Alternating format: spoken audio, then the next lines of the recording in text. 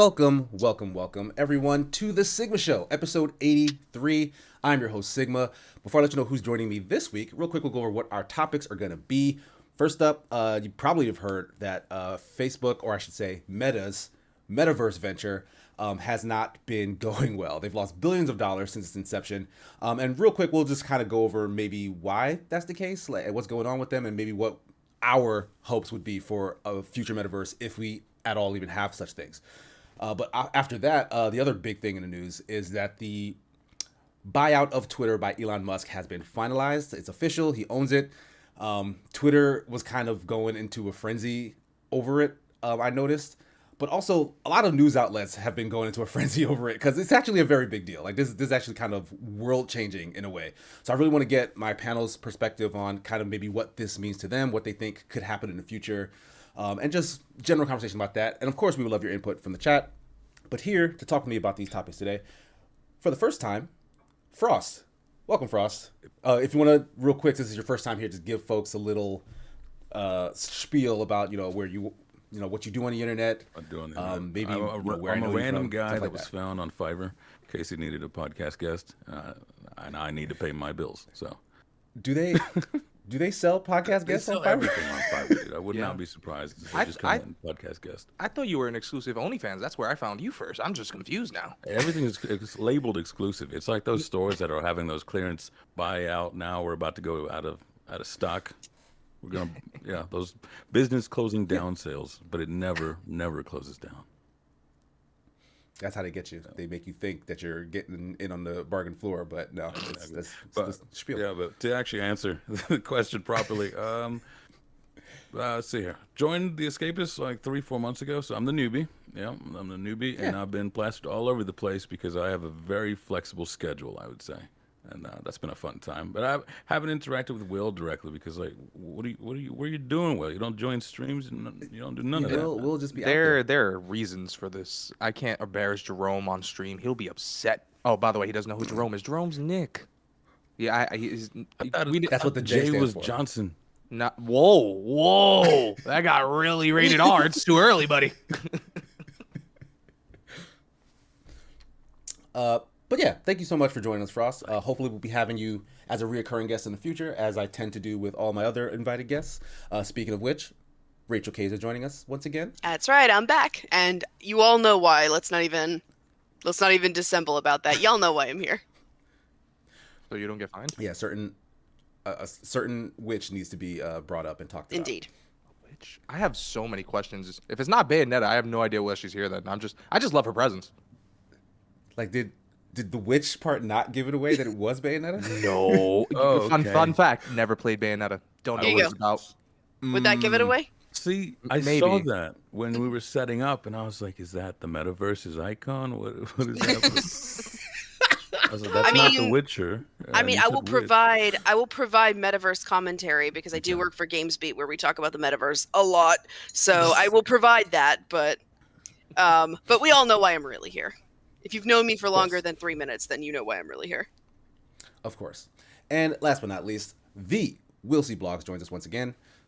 It's always a mistake when I'm here. I was told that we were going to be talking about M&Ms and Halloween candies, but no, here we are talking about the metaverse. I don't know who told you that. And billionaires, like we give a shit about billionaires. Not once in the history of this podcast have we ever discussed candy. So I don't know. We're not going to talk about the fentanyl candy. That's everywhere. I'm really disappointed. It's almost the holiday, and you're not talking about the candy. Ugh, disrespectful. But hi, everyone. It's always a pleasure to see you, except Casey. That's it. Wow. All right. So with that out of the way, real quick, we'll get into what we've been playing, update you guys on some video game type talk before we jump into the bulk of all this tech news that's out there.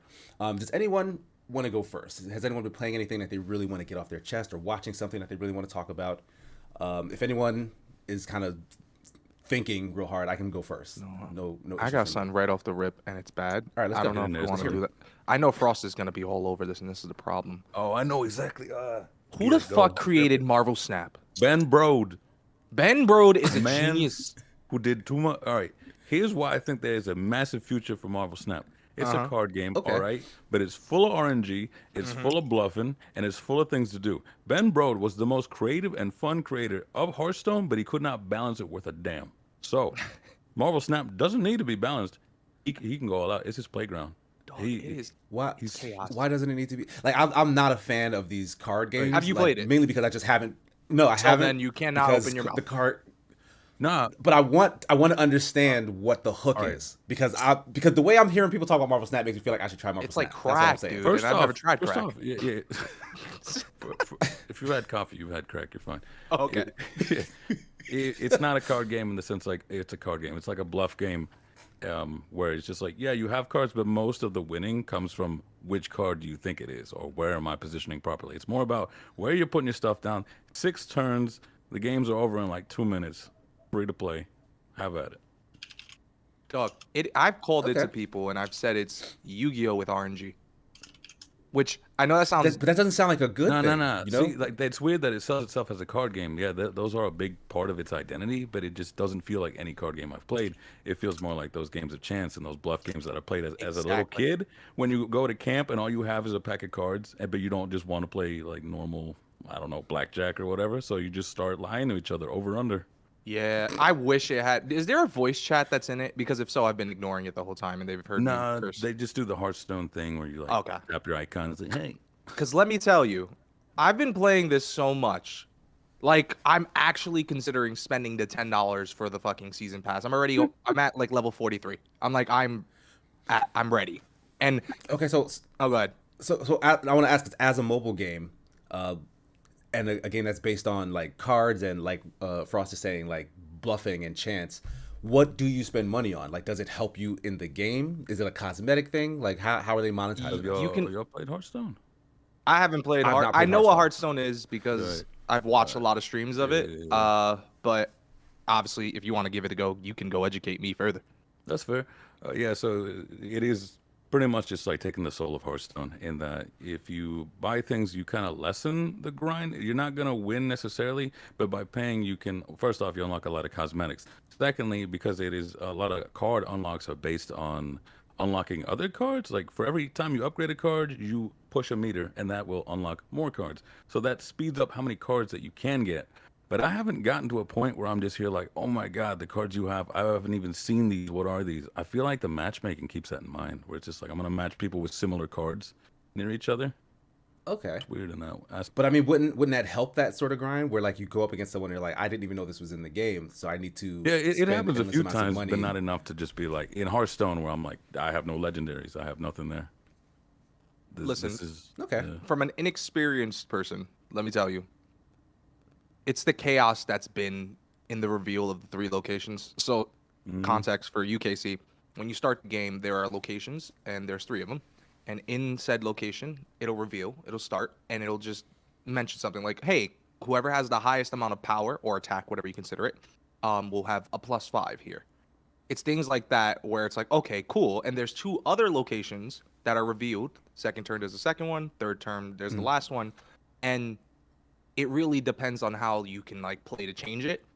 And there's ways where I've played, like, for example, there'll be something where it's like, hey, ego. And ego just plays all the cards for you. You have no say. It is just what happens, happens. There's also one where it's like, hey, if you land and you put a card here, the rest of the locations, because you can, I mean, the rest in that location, because you would have 4 cards per location, you'll just get 4 duplicates. So, like, if you're wilding out with Hulk, who has like a 12 in terms of attack, you automatically that's are high just attack. wrecking that center. But it doesn't mean you win because of the fact that you can have things like the you can have this 2 other locations that are being capped that have a higher thing, or somebody can change it in a dime. It can be where it's just like one card changes it all, and it's so goddamn addicting. And I hate that I want it just for like the Miles Morales cards that are there. That's it. That's the only reason. Everything else, I was just like, I'm getting to that point where I've already done my dailies. I've already done everything for the season outside of what's like getting in actual battle pass, whatever you consider it. And I'm like, shit.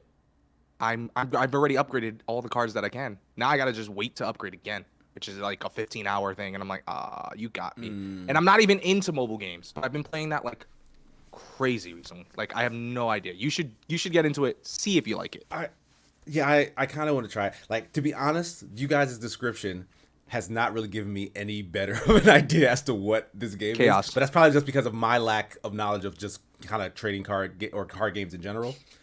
So this one being so accessible, basically like a free card game, and so let's just use the word addicting. I kind of want to see what's in there, so I'll see if it can hook me. Use that word, dog. It's straight up gambling. They give you a free season, pretty much a free battle pass, and I didn't even know that. I was like, okay. And then as soon as I was like, all right, here's a symbiote. So I'm like, no fucking way. You're telling me I did that whole thing and you got more? And I've already. And keep in mind, I didn't take an L in that whole first battle, but whatever the preview battle pass did that, no L's. As soon as I got to the other one, I'm like, oh, I'm taking L's left and right because I think power is the king. In reality, it's like, no, you gotta play strategy. You can have it where the location will say, hey, instead of drawing your own deck, you draw from each other's deck. I'm like, what the fuck? What am I supposed to do with that? I don't know what your logic is. I don't know where your cards are supposed to be. It's chaos. It's absolute chaos. Tell them about the snap. Tell them about the snap. Oh, dog, the snap be getting me all the snap. time. Because you press the snap and it's like, okay, so you're trying to level up this. Okay, cool. And if you snap, then it becomes, what is it, 2 or 4? And if they snap, that then becomes 8. And you could be playing chicken at that point because you're like, yo, I got this in the bag. People will start the game snapping. I'm like, yo, you haven't laid a goddamn card. It's a daily, dog. It's ridiculous. It's really. I love the enthusiasm. I just don't understand. Yeah, Casey and I are over here like, all right. I have no idea what they're talking about, but they're so excited. Yeah, it's the energy. It makes me like, I need to understand this. I need to know. I feel like we're the children, and you guys are like the parents. Are like, oh yeah, that's cool. Grand Theft Auto, yeah, you can play that, and we're just like, we are fucking addicted on the Nintendo. Nah, so you're playing for rank points on the ladder, and you go up 1 cube every time you win. Well, 2, I guess. But snapping is doubling down before the match is over and be like, we're playing for 4, and the other guy is like, they could just leave right there, or they could leave it as it is, or just be like, all right, we're playing for 8. And it's gonna cost you. You lose, you go down 8. You win, you go up 8. It's just gambling. It is what it is. Gambling. It's pure. It's gambling without a heavy risk. Like, because even if I feel like if you went down all the way, like say you just started doubling every time, and you're at like level 1 of the tier portion of it, it doesn't really impact the game that much for me. Like I've went from like 40 to 32, and 32 is where I've been stuck. I go under, I go over, but I've been stuck at 32 for some reason because I get ballsy. I don't know. This game is bad. I don't know why I've been playing it so much. I'm not even that sort of person. I hate mobile games for the most part. And yet, here I am spending, like, I literally had my boss ping me and say, stop playing Marvel Snap. And I said, okay, sounds good. All right. So, a very, very passionate spiel about Marvel Snap from Will. Is there anything else in your what you've been playing? Oh, I hate to be that guy. You guys ever heard of this little company called Ubisoft? They made a Mario Rabbids game. It's fantastic. Yeah, I've heard good things. Oh yeah. Of course we did. Yeah, no, obviously we did. No, I honestly have heard I've heard nothing but good things since that game released. I'm glad everyone loves it because let me tell you, I've had to capture footage for this game like months in advance on a computer, and let me tell you, I've never played anything XCOM related. I was thoroughly confused. It was very simple, right? But the thing is that similar to Marvel Snap, I get ballsy as soon as I start understanding the flow of things, and then the game just quietly humbles me. And it's like, yo, you don't know this game. And the worst part is that for work, I have to like create either guides or help or PlayStation stuff, whatever it ends up being. So we're tapping into the knowledge resources while also building our own. And it was really weird to find out that I was the best person on my team to do it. And I'm like, yo, I'm not good at this. So that means you guys either play whatever JRPGs and really love it, or like it was a roll of a dice sort of situation. But I've been playing it. I beat it obviously prior, and now I'm just trying to beat it again, but more so keeping in mind all the information I was missing prior. And now it's helping a lot in terms of gameplay instead of me just being crazy and attacking like a mug. Okay. What you call? Have you guys ever watched a show Ghost or heard of it? Ghost. It's on CBS. What's it about? Is it about a ghost? It's a comedy. It was shut up. It was initially it was adapted from I think BBC had it first, right? And the thing is that a couple basically inherits some mansion that's like in upstate New York or something like that, and they move to get away from the city. And what ends up happening is the woman who's there, who's actually the actress who plays iZombie, I forget the actress' actual name. I know who you're talking about, though. Yeah. I remember the iZombie girl. And it's, what's this other guy's name? It kills me so much. I'm not going to get it on the top of my head, but basically I'll look it up. she takes a tumble down the stairs, and in doing so now she sees the remnants of ghosts who are there. And all these ghosts have different personalities. Like one is like Thor, but not Thor, the god of thunder, but in the same vein of Viking. The other one is like a camper, or like he used to be like a head Boy Scout or whatever, and he's there with an arrow through his neck. They can't leave, and it's funny because Wait, is it ghost or ghosts? There's an S. Ghost. Okay. There's multiple ghosts. Right. Okay. So I have seen this this Dude, poster. Let me tell you something. When they die, right, they can't leave, and the thing that they're saying is when they actually achieve peace, like, and I shit you not, the line is they get sucked off. Hell yeah. And it's so great because the ghosts have so many different personalities, and it's just all over the place in terms of how they do it. But there's also like the same thing where it's like you see a little growth. It has that sort of sitcom feel without being a sitcom, quote unquote. And well, I mean, I like a live action sitcom, and it's really, really good. It's been addicting.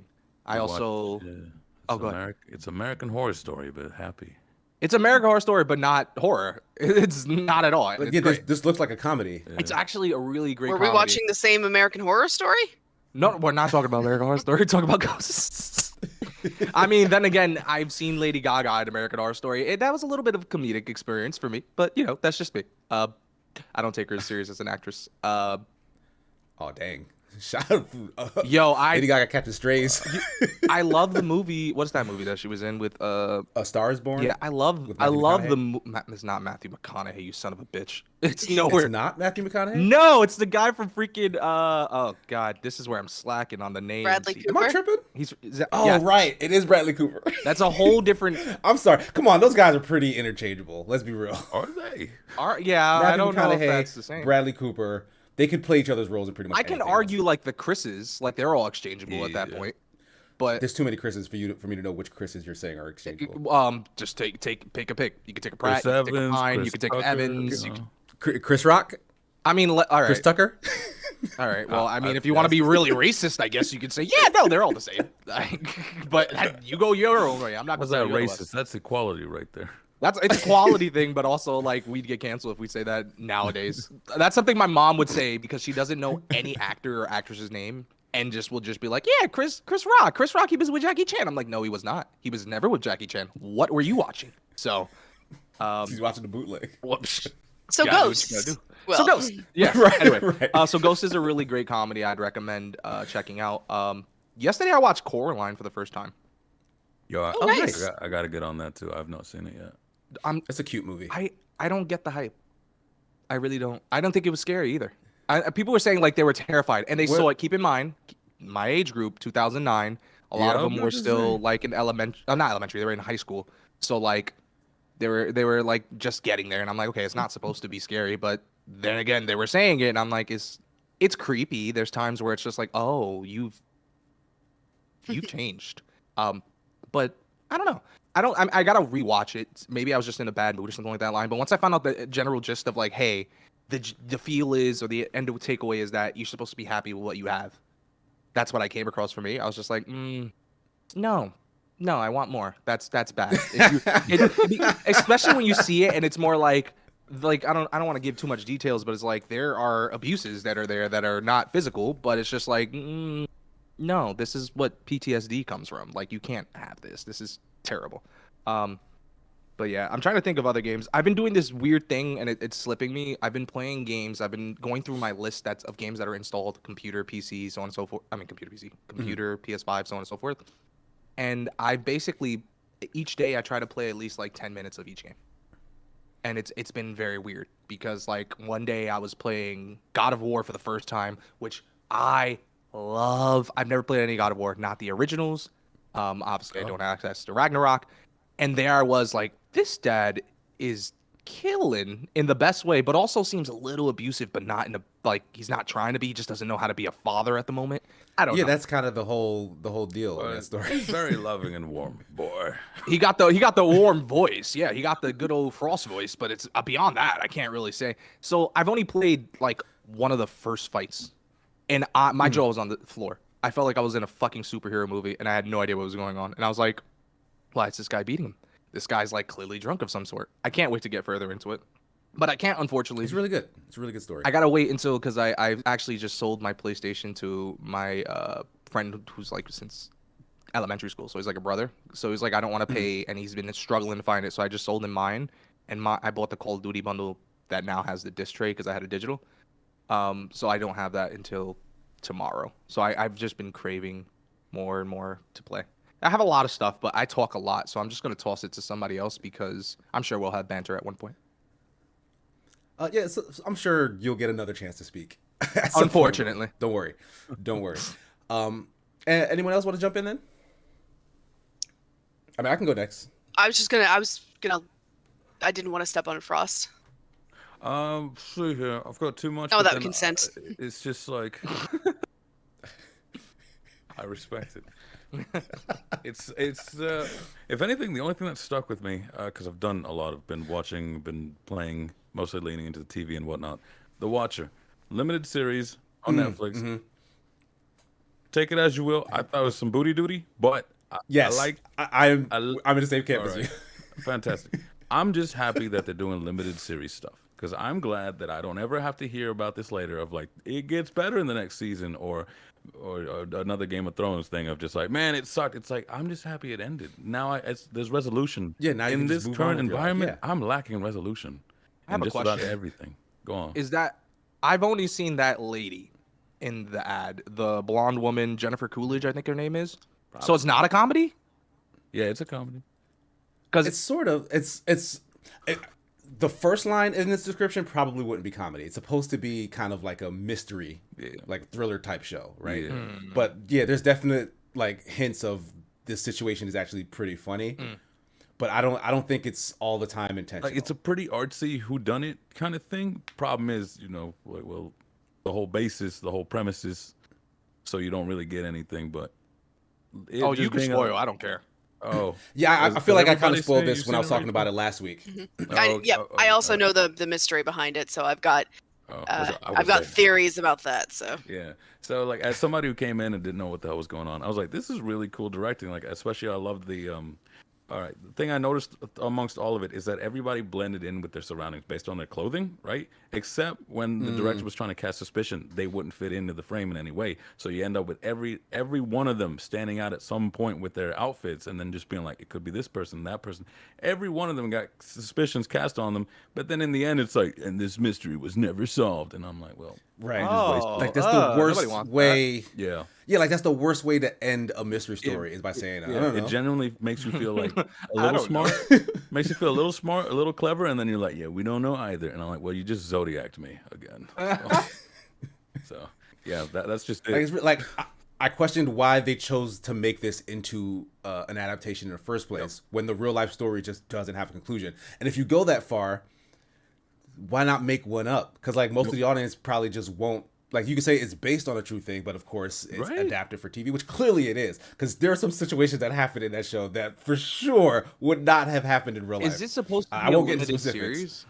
It is a limited Yeah. series. It's one season, Yeah. 7 episodes. I think that's dumb. The more I hear about it, the more it gets me upset because I'm not gonna take it too long, but like I've just watched Only Murderers in the Building, which is a comedy, and Selena Gomez, Martin Short, Steve, right? It even then they follow through at the end of each season with a nice little, yep, you find out, but guess what? There's another murder. So it's one of those things where it's like, at least you get that peace of mind, and the fact that that's not there, I don't know, that annoys me. I wouldn't want to watch that. No, it's I bad. feel like I dodged a It's bullet. bad, yeah. I Yeah, feel like there's I missed good, the yeah. Hubie Halloween of the Watchers or whatever it's called. That was a terrible movie. No resolution, but the peace I- of mind comes from knowing there's no more. Like the series is over. yeah, And yeah. I want more of that. I'm okay for better or worse. Give me more limited series. Yeah, because at some point, even if it's bad, a lot of folks are like, well, I'm already this invested. So if there's going to be more of it, I need to see what the more is. Yep. And like, it's a dangerous cycle. Can I be real with y'all? Of course. As a true crime and mystery aficionado, I think they made it all up. The family and the Oh, real they made it all family. up. They made the Yeah. whole thing up. Oh shit. It's Dropping also bombs. it's very Okay. similar to another incident that happened called the Circleville letters, where that was a whole town getting anonymous letters.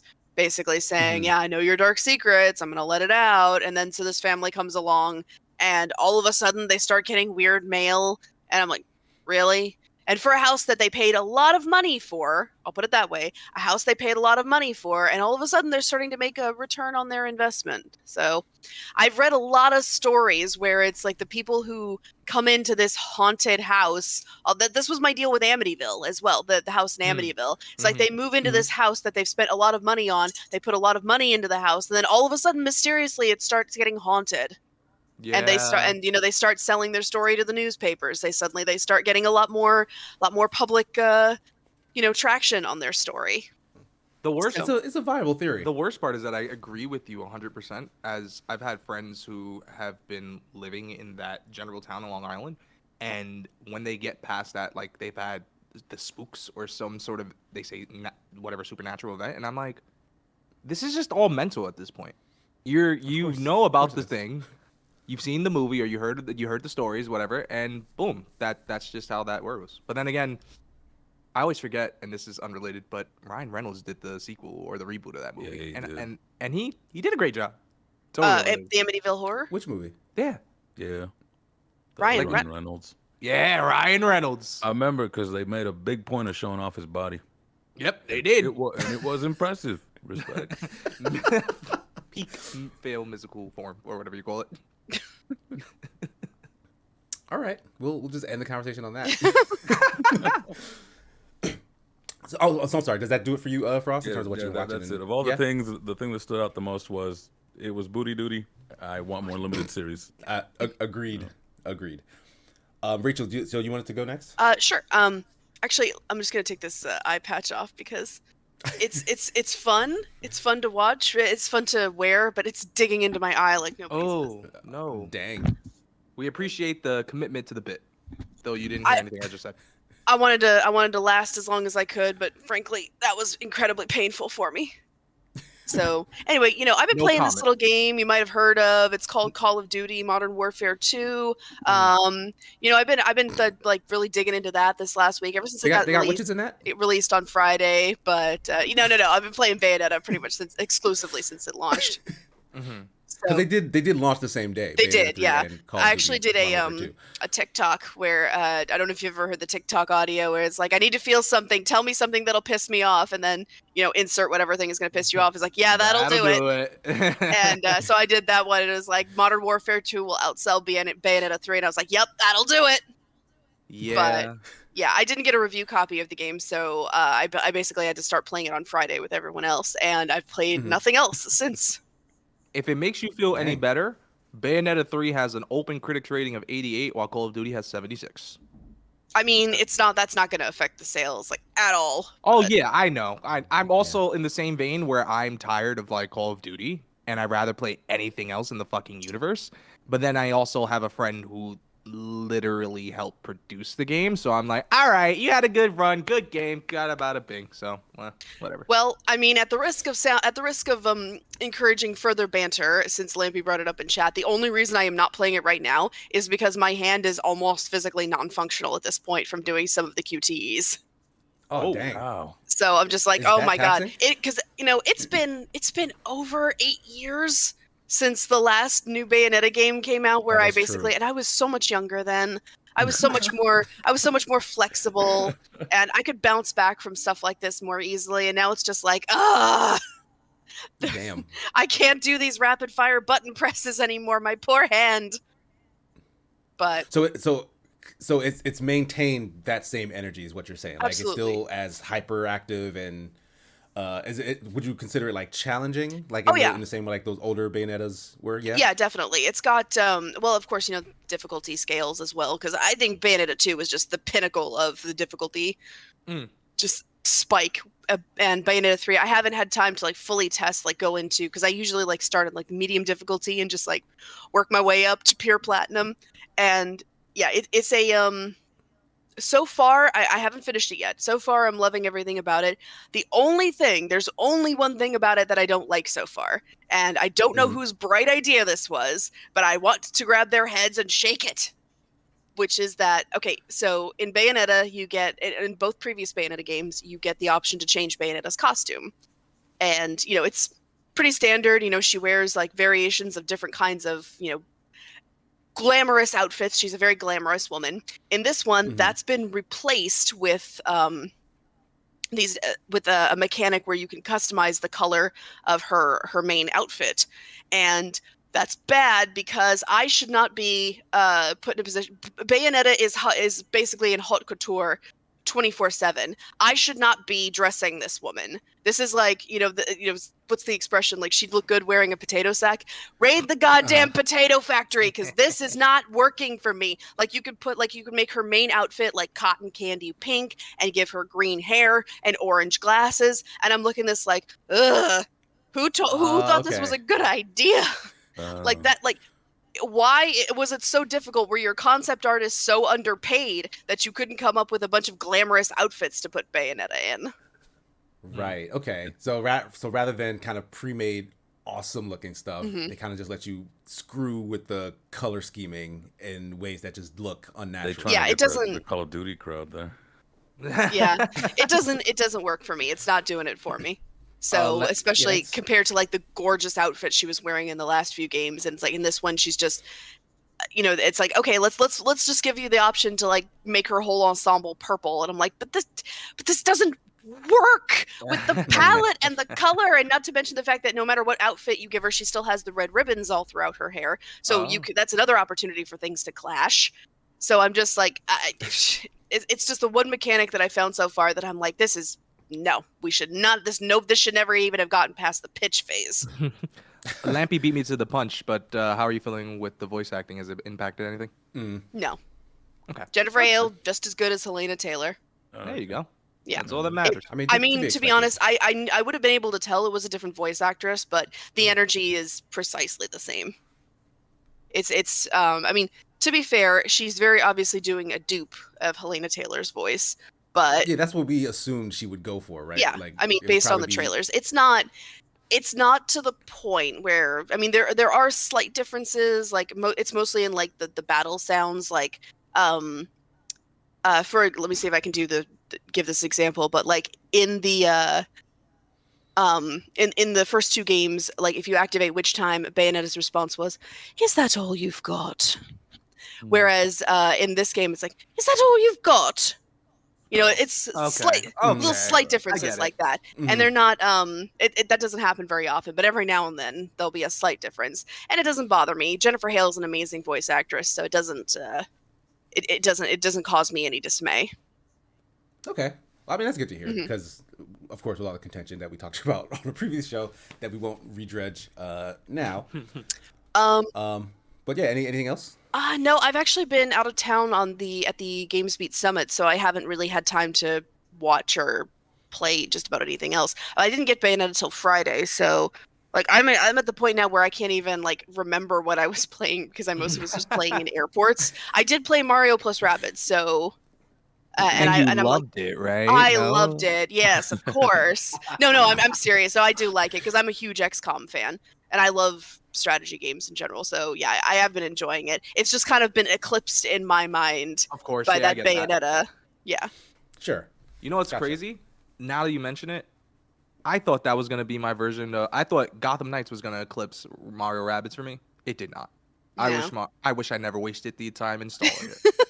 It's very disappointing. Yeah, you heard my Gotham Knights rant last week. I think I still want to check it out. Dog, I'm not gonna lie to you. You can, but you don't go in with expectations. Because if you go in with expectations, well, no, my expectations are like on the floor at the moment. Yeah, so then it can't be that bad because I ignored everything. I almost wrote it for The Escapist, and I was like, I can't do this in a time crunch.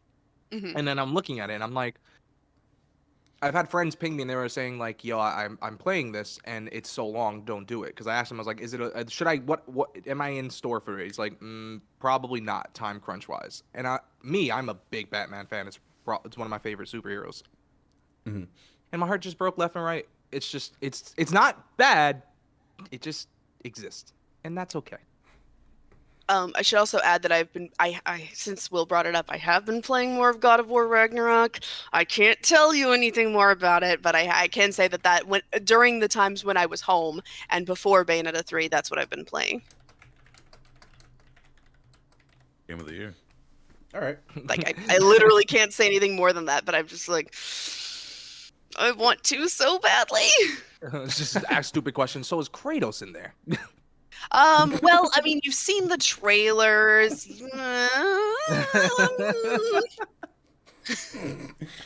Okay, so I'll go last and I'll keep it short. Because I really haven't been playing too much that isn't just straight up for work, and my review is going to come out for the thing I've been playing fairly soon, so I won't bother hashing it out here.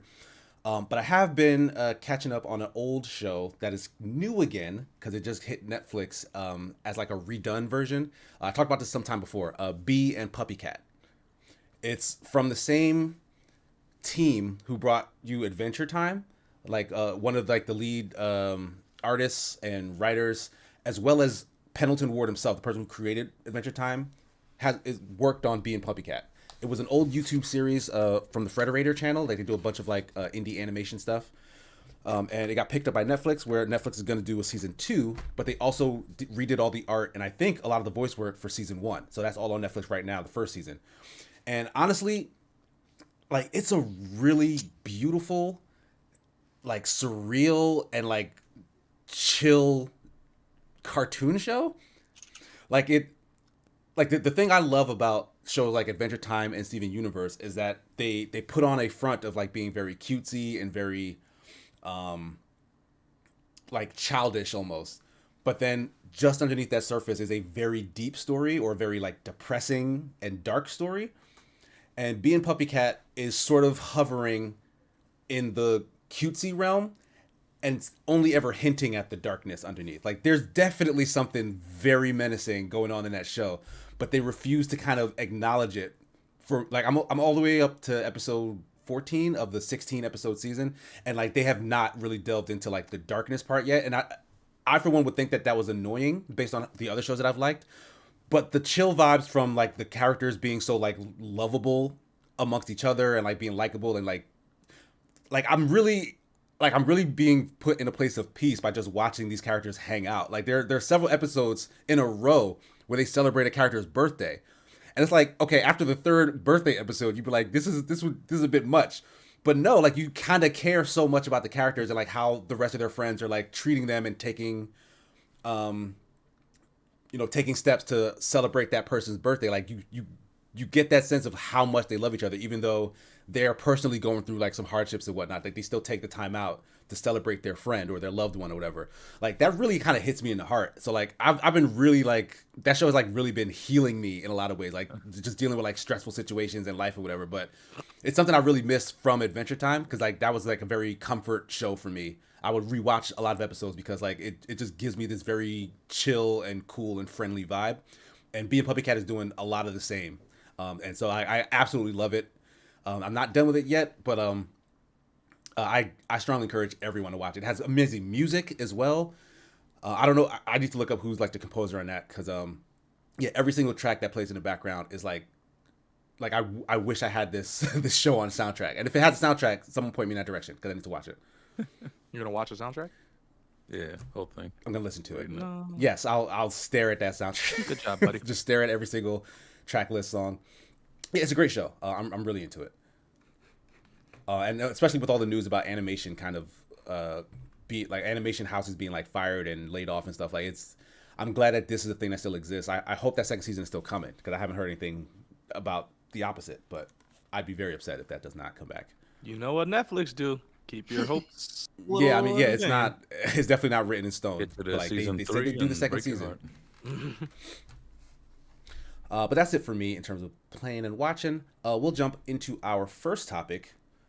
First up, Meta, formerly known as Facebook.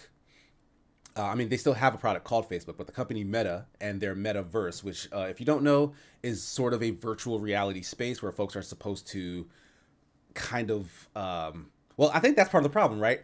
What the hell are people supposed to do in the Metaverse? Because Facebook has spent billions of dollars on this product, this service. They've been pushing it maybe as sort of like a work from home solution where you can kind of create a virtual office space. But I'm curious what you guys, like, what are you guys' impression of, one, the Metaverse in general? Because that's kind of the catch-all phrase. and specifically Facebook's branded metaverse or Meta's metaverse, because they named theirs after the colloquial term in an effort to kind of what's the word?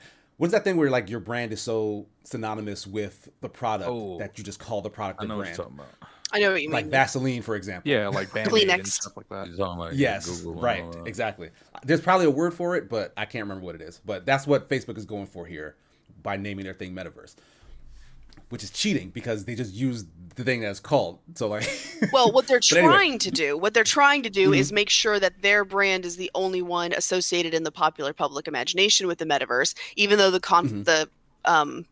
concept has been around since before any of us were born.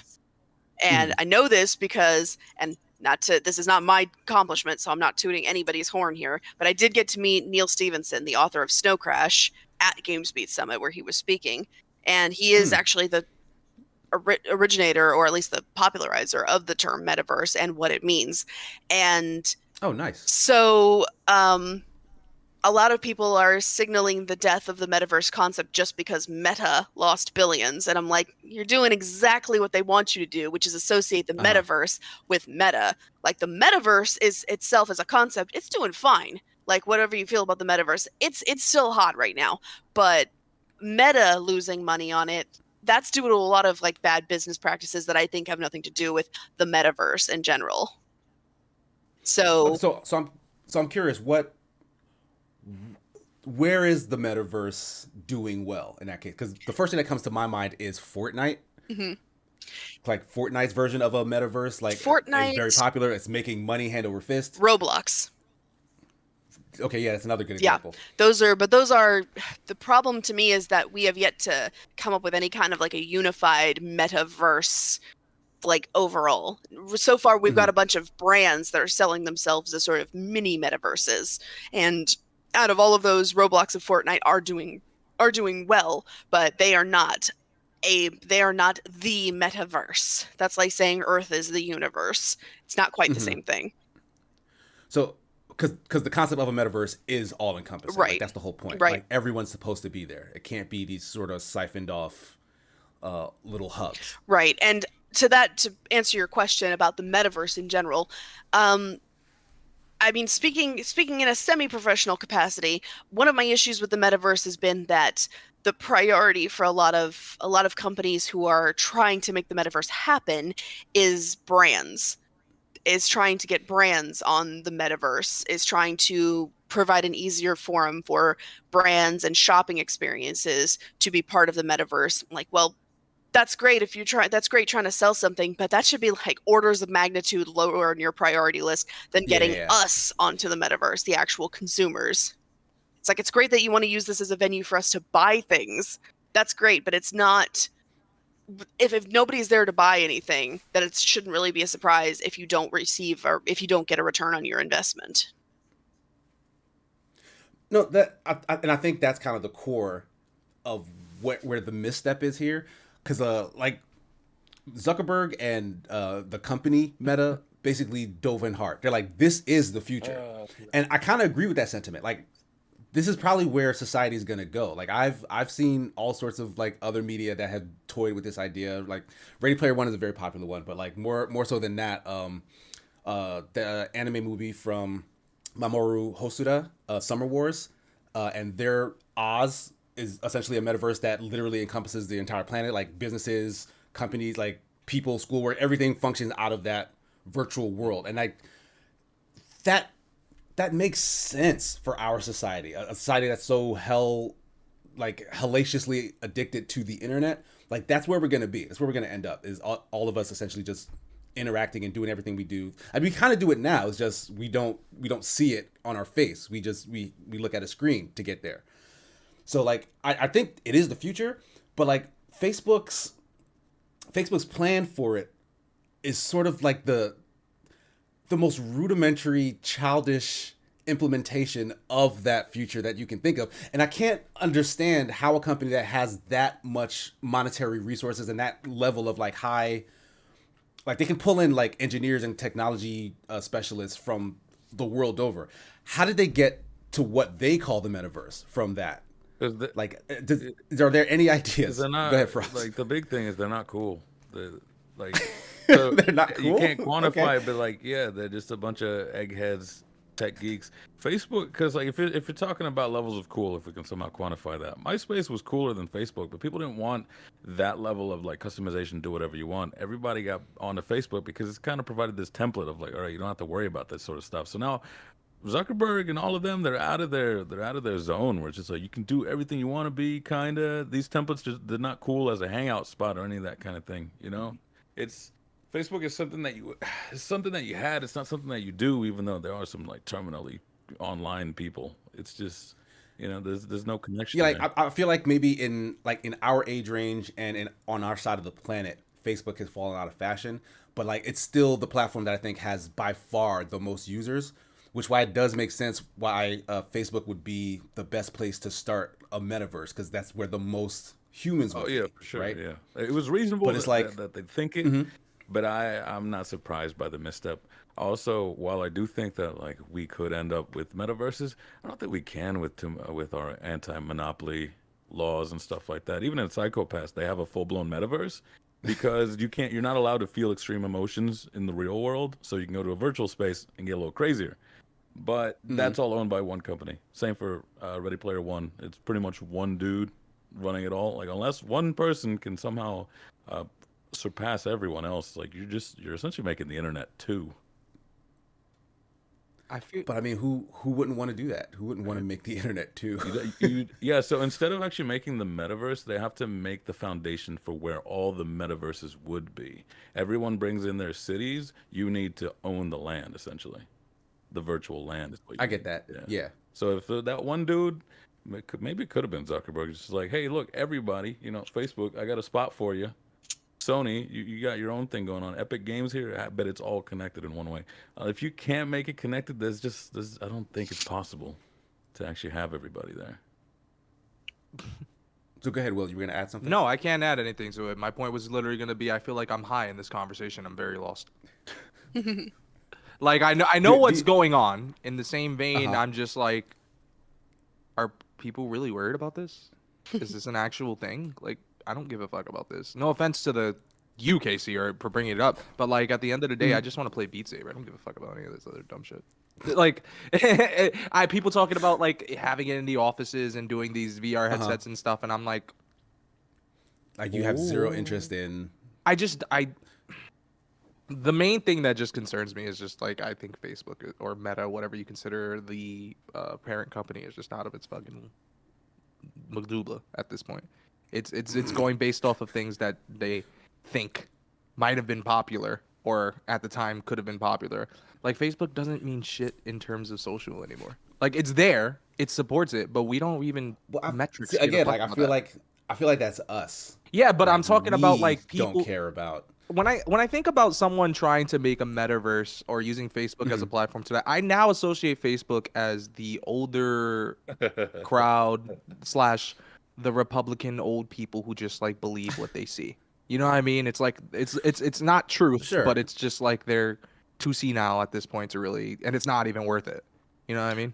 Like it's a place that has been infested with misinformation and Well, it's not only that; it's folks just, who are- it's a different demographic, you know. And most of the people use Meta's Instagram, but even then, okay. I feel like this is like not that big of a deal for me in terms of my day to day, and I know this isn't something that's going to impact me in my lifetime because guess what? We're still going to have resistance, kind of like what Frost said. Is like, yeah, Pete, this is not going to work for multi-billion corporations, but that's why No, I have the get what arms you're strong. saying. I'm No, I just get what like, you're saying. okay. Yeah, like this conversation and the one afterwards are sort of future leaning. Like we're talking about like what could happen as a result of the stuff that's happening right now. Of course. So I get where you're coming from because like I have zero intention of buying any VR headset anytime soon.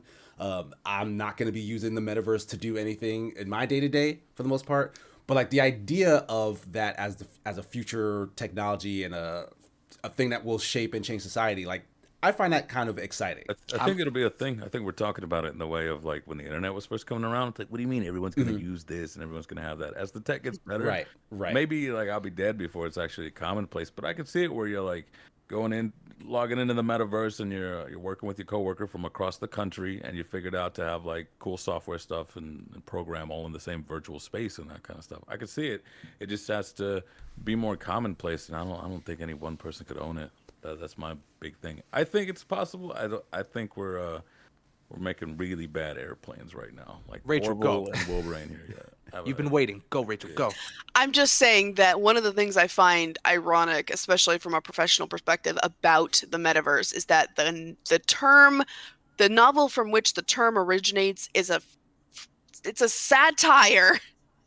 And we're playing this concept. I mean, the metaverse in Snow Crash is basically one long street. They call it the street, and where these like massive corporations buy and sell real estate, and it's all run by like two major companies. Like the internet is run by one major company. The one big organization. My camera will not focus today. Sorry. Will sells all the real estate, and I'm like, this is we're trying to recreate something that the way it was written feels like it should not even be attempted to be it's a recreated, but we're just dystopian nightmare. yeah. But the way it was written is so evocative that now we're like, oh, we need to see how this goes. And I can see it because it's the evolution of like, let's say I want to go into a store and buy a T-shirt. Like 30 years ago, I would have been walking into a mall or something. And going into like back when malls existed, going into an Old Navy or something, like, okay, I'm going to try on a T-shirt, find one that looks good, and I'm going to buy it. And then the internet comes along and is like, hey, you can buy that T-shirt without ever leaving your home. Like, okay, cool. The downside of that being I no longer can try it on to see if it looks good on me. So the metaverse is the sort of thing like to use a very, very small like example just to like give you an idea of what the blue sky version of the metaverse is. The metaverse is like, well, you could have your avatar that looks exactly like you, go into a virtual version of the store, try on a virtual version of the shirt to see if it looks good, and then buy it. And again, you never have to leave your house. You never have to go anywhere. You just are, in the metaverse. So you have the best of both experiences there. And I can see what they are saying with the metaverse. I can see what everyone wants from the metaverse, but it's hard for me to conceive a reality where I get more out of it than I'm getting right now. Yeah. I think there needs to be more proof of concept for what you, me, Joe Q Public would get out of the metaverse. Yeah, and I think that is a lot of what is going wrong with specifically. I keep saying Facebook, but you guys, You know what you're talking about. I know it's called Meta, but yeah, like to stop the confusion, I'm just gonna call it Facebook. What Facebook is going for is they know it's a big deal. They know it's probably coming, and if they don't do it, somebody else is gonna do it because a couple of folks are already trying. Like Epic's designs on Fortnite and metaverse technology and stuff, like it's not gonna stop in the video game space. Like if they can get there, they will make it ubiquitous with every other service you can get. Right now they're only dealing with entertainment, but like they can get into like workplace stuff too if the avenue presents itself. But Facebook is just trying to beat them to the punch, right? But the problem is like they want to be there, but they don't have like a core idea as to what there is, I feel like. Whereas Fortnite started as a video game that has a core loop of you play a game with a bunch of people, and then that has extrapolated out into the people you play that game with. Now you just hang out in that space with those people. Those same people will now, you can go and watch a concert with those people. You can go learn about history with those people. Like, you have to start from somewhere. Like, Facebook has no starting ground. Facebook believes the start is the ending, if that makes sense. Have we not all Like, seen this? if we just network? make We- I've not actually seen that Well, movie. long story short, we already know this. They stole the idea from the get-go. So the idea that they don't know what's going on isn't quite shocking. It's just like, your shit stinks. That's weird. But what I find so fascinating is how, like, they're so gung ho about this. Like, they know, and I agree with them. They know that this is the future, but it doesn't matter how much money they spend on it. It's not solving it for them. Like, they can't brute force their way there. Casey, I don't mean to put the gun on ourselves right now, but you're explaining Ubisoft in a nutshell. Ubisoft, How am I explaining you? because Ubisoft boasts its chest that we're the first one to do X, Y, and Z, and then Okay. we do it, and we're like, yeah, we have a direction. Do we? Sometimes we look at ourselves like, yeah, no, you want NFTs? We got NFTs in a game no one plays, and then you can play it, and then we'll have trades and all this other shit. And it's things like that, or like when Google does it, when Google's like, hey, we're gonna drop something phenomenal. All right, well, how did Stadia go? How did the fucking Hangouts? They take these projects that they think that they have situated. They already have it, a quote unquote schematic prepared, and then when it comes down to the actual execution, or because things shift, it flops or it doesn't perform as standard. So this is just billionaires just throwing money and being like, yeah, we could do this, and like, no, you don't know. No, yeah, there's definitely an avenue of that. But like with the Stadia example, I felt like Google was uniquely positioned to make that a success. But after they came out with the concept, a bunch of business decisions just didn't support like the actual idea. And so I think that's a very similar thing to what's going on with Facebook. So my question is, because I know exactly why Stadia failed and what they should have done, which was copy Game Pass and have a service that you just have access to a bunch of games in the cloud. That would have absolutely, changed the face of the industry, whatever. They refused to do that. Yep. So in the case of Facebook, they poured a lot of money into it, though. It's trying they did, to. But so in Facebook's case here, what is it that they could do to actually fix this problem? Like, is there something they could do, or is this from the get-go just kind of a failed venture? Alt F4. That's the best option. Give me I'm just the gonna money. say. I'll spend it. I'm just gonna say, looking at the actual loss that they have, I don't necessarily think that this is like Facebook losing money in a certain division is like the death knell for their metaverse or anything like that. What they lost money on is their XR and VR divisions, which they are developing a new headset now. It's like, it doesn't speak well of their sales in VR headsets, but right now that would be the only thing that would prop up profits in that sector. And the fact that it isn't just means that that's because they're trying to make a new VR headset. I really don't think it's necessarily like they lost a bunch in this division, therefore the metaverse. And I'm like, the two are not necessarily connected in the way that a lot of people talking about it seem to think they are. It is fodder for it is grist for speculation, absolutely. But I don't necessarily think that one is causative to the other. I agree with that. That's a really good point. Oh no, I was just saying I agree with that. It's just one of those things where I'm just looking at the track history for these companies that end up making these decisions that are like these investments into bigger things, and I don't think Facebook or Meta has the best track record because they have if we look at their track record, is they're buying other similar but smaller social media platforms and kind of just letting them do what they're doing. Like they bought Oculus, but weirdly enough, like that's just hardware, and so like this is like the first actual software platform that they're trying to just make internally. Right, but like because they bought Instagram was already doing its own thing. They bought WhatsApp, that was already doing its own thing. So like, yeah, this is kind of a more unique situation, I think. That's fair. I guess I'm looking at it and I'm grouping in things that like Google have done, and I'm looking at Facebook, and I'm looking at like how they're directly in terms of the social market are trying to combat TikTok, and I'm like, you're not winning. You're trying. It exists, and it's okay. But you're pretty much the Internet Explorer when it comes down to social media at this point. Oh dang, you called him Internet Explorer. Tell me I'm wrong. Tell me I've seen TikToks on Instagram Reels or Facebook that I've seen like 3 months ahead, and people are like, yo, people who just exclusively sees Reels. Oh, I just saw this brand new. I'm like, no, it's not. It's fucking 3 months old. Look at the date when it was posted. It's silly. I know it's not something to compare, right? Because Rachel, you're hitting actually things that are true to it and that are kind of looking at it like from an actual like standpoint where it's like, okay, well, this is just they're taking an L for this, but it's not like nothing at this moment screams the end all be all like fail. I guess my main thing is this. It's not a win either. It's not a win, but I also I feel like it's a lot of money that's going to be spent, and I hate to say it, but it's going to be mid and just kind of fall off. That's just where I feel. Yeah. It's well, I mean, that's what I want to try and address here, because like if we do put like the monetary losses to the side and just look at what they have on offer as the Meta platform today, like people generally aren't like happy with it. Like they don't see anything in there that's interesting to them. So like, what could they have been doing? What could they have been investing in terms of that that platform to get you guys in particular interested. And chat, feel free to chime in as well. Like, is there something in this metaverse idea that speaks to you as an individual that you're like, oh, that's really cool. I'd like a service that did X, Y, Z. That's interesting.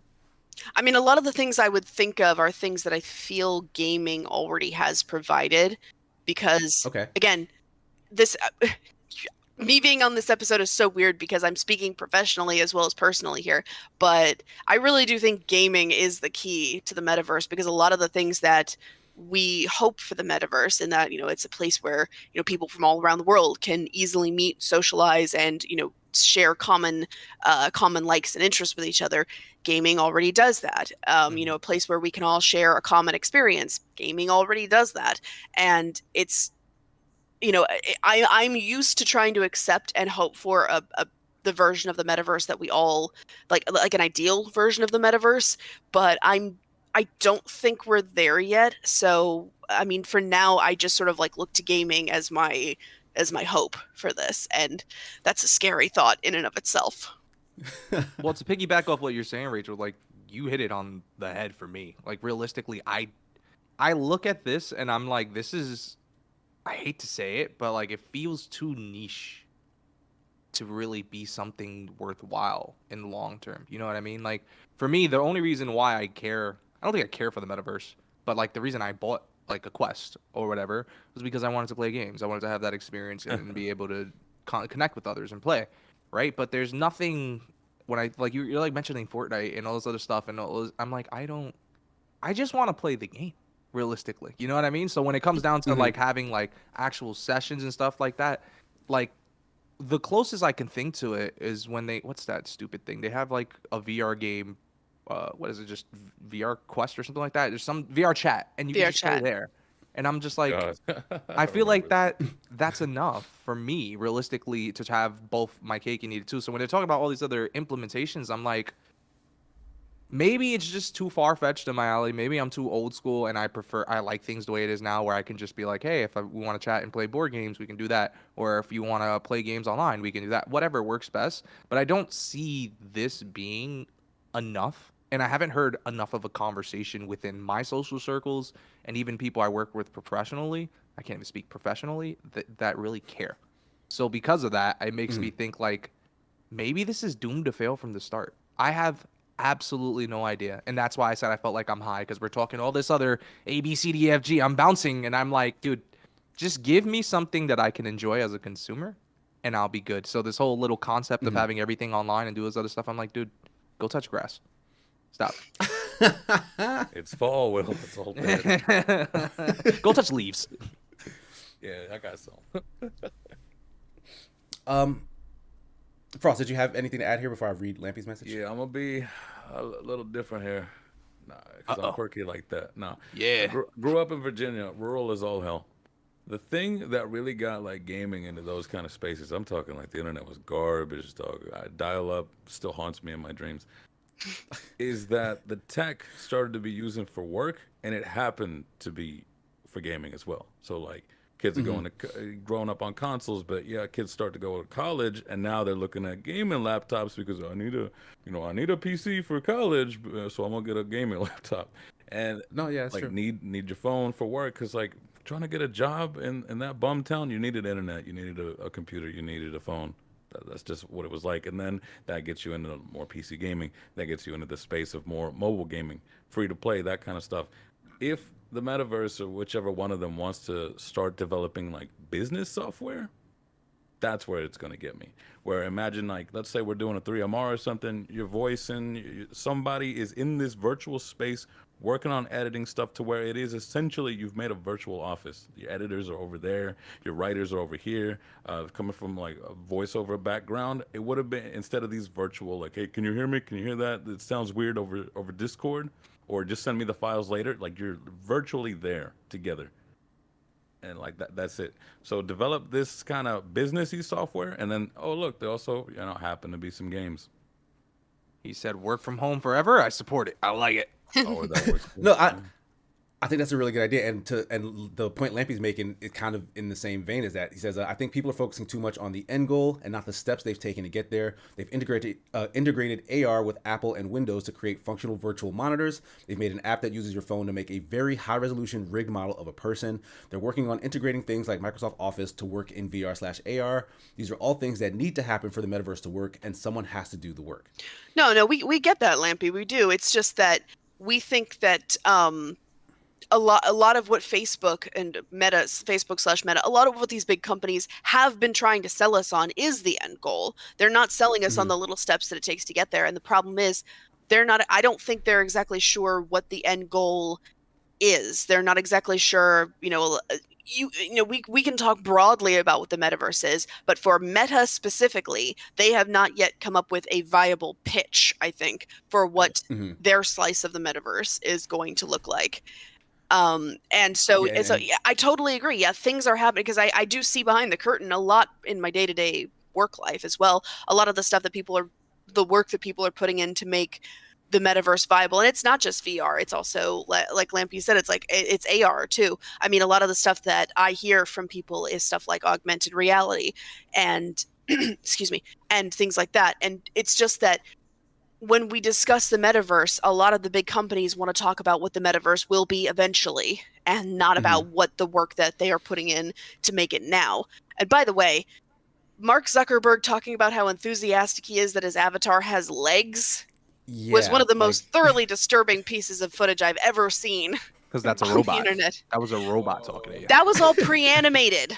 I do not for a second believe any of that was properly rigged from Mark Zuckerberg's face, because Mark Zuckerberg does not emote that much.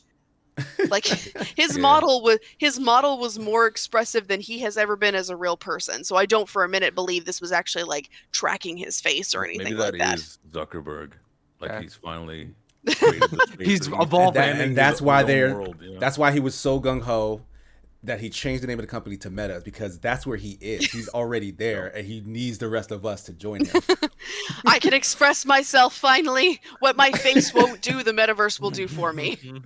So I think the nitty gritty of the topic, why are we even talking about it, goes down to Jumbly Wombly, which means it's not done yet. What are they selling now? And that's just capitalism right now. We sell you hype so that we can get other people into it, so that we can get investors, and you generate money like that. What was that game that still hasn't come out yet, and they've raised over Star Citizen? Yeah. There is money to be made in hype. It's the oldest trick in the book. That's true. Yeah, Beyond Good and Evil coming out whenever. I swear. It's tomorrow, probably. Maybe. I don't know. Give us money. It's a teaser trailer. Yeah. But yeah, for me, I'm kind of a sci-fi nerd. I love the idea of future tech and living in the future or whatever. So the idea of a metaverse, as dystopian as many of the stories that it exists in tend to be, I still think the concept is really cool. But more than likely, once we do get a functioning metaverse, it'll probably be as dystopian as those stories, which is kind of sad. But to me, I really like hearing those stories, especially Will, you brought up VR chat. Those stories where folks who have disabilities or other sorts of issues where they don't feel comfortable in public spaces, they can put on VR headsets and basically mingle in with everyone else, and it's a new world where everyone is fantastical, which means that everyone is now normal for them. And those stories really touch me, because that's a really meaningful way to kind of rebuild human interaction in a way that we've lost since the dawn of the internet.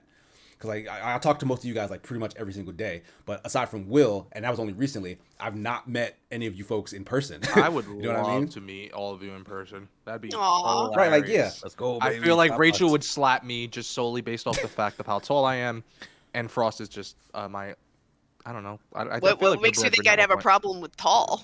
Usually, I some people, I don't know. I've been getting a lot of attacks. I would grab your shirt and yank you down, being like, "Okay, come down here so I can talk to you." You son of a bitch.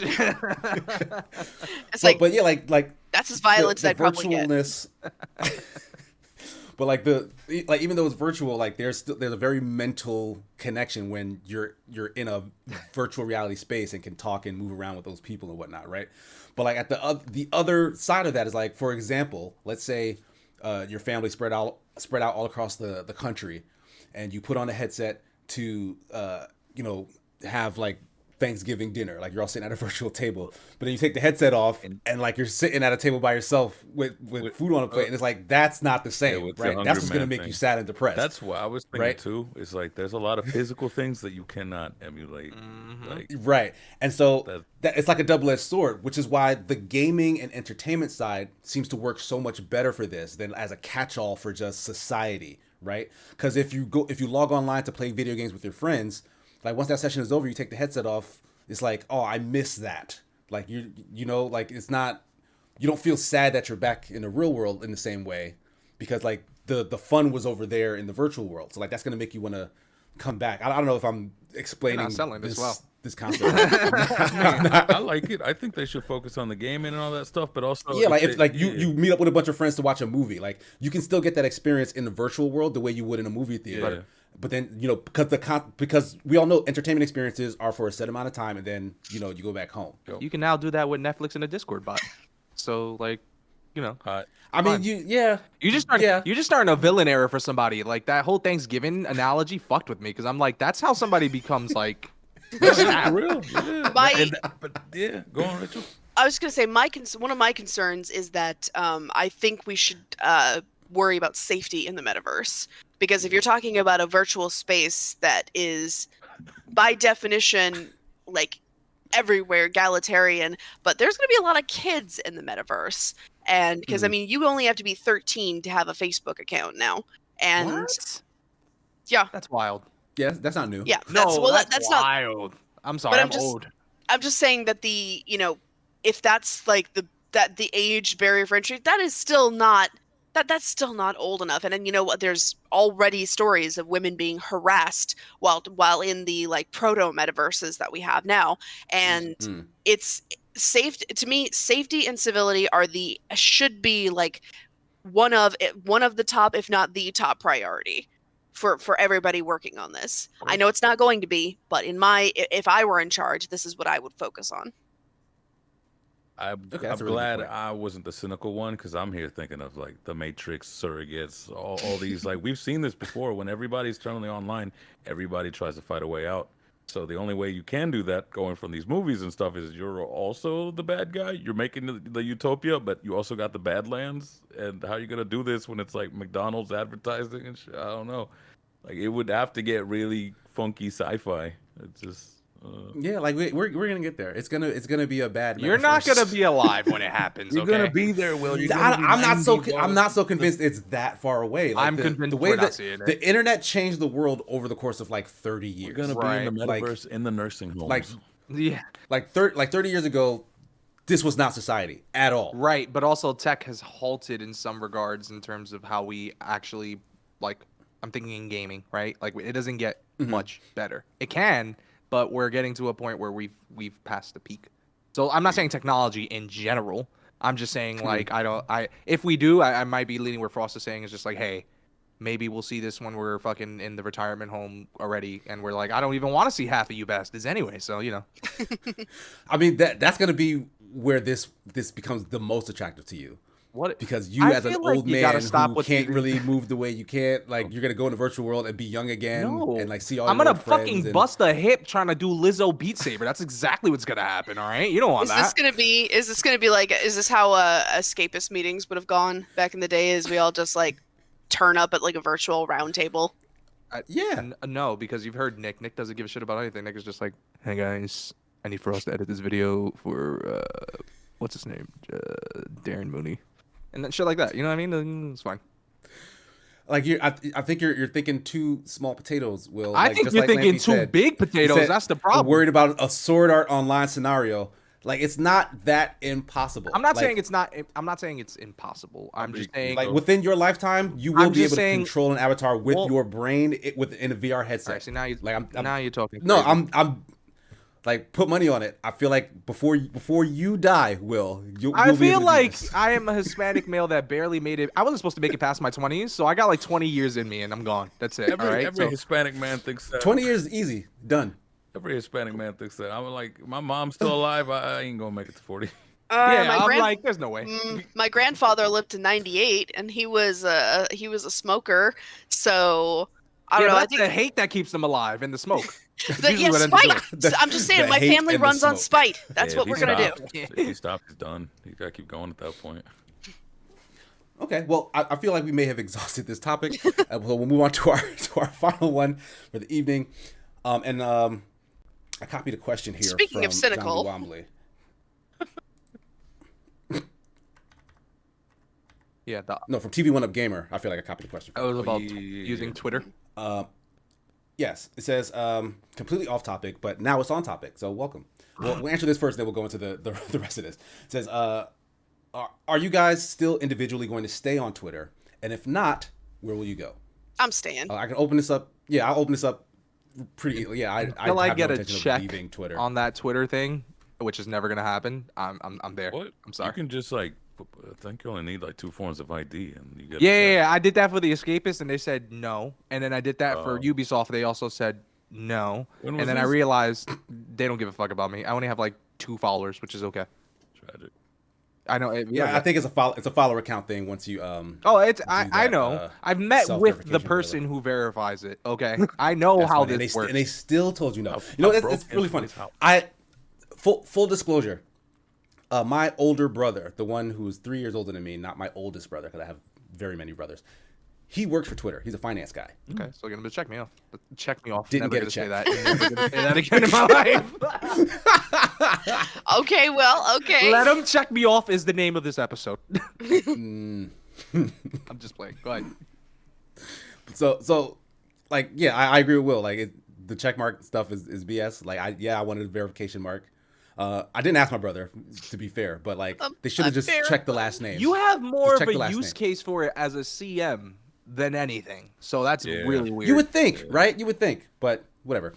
Anyhow, the reason why Twitter is such a hot topic today is because everyone's favorite internet supervillain, Elon Musk, apparently bought it for $44 billion. forced This to. deal was finalized. He was kind of forced to.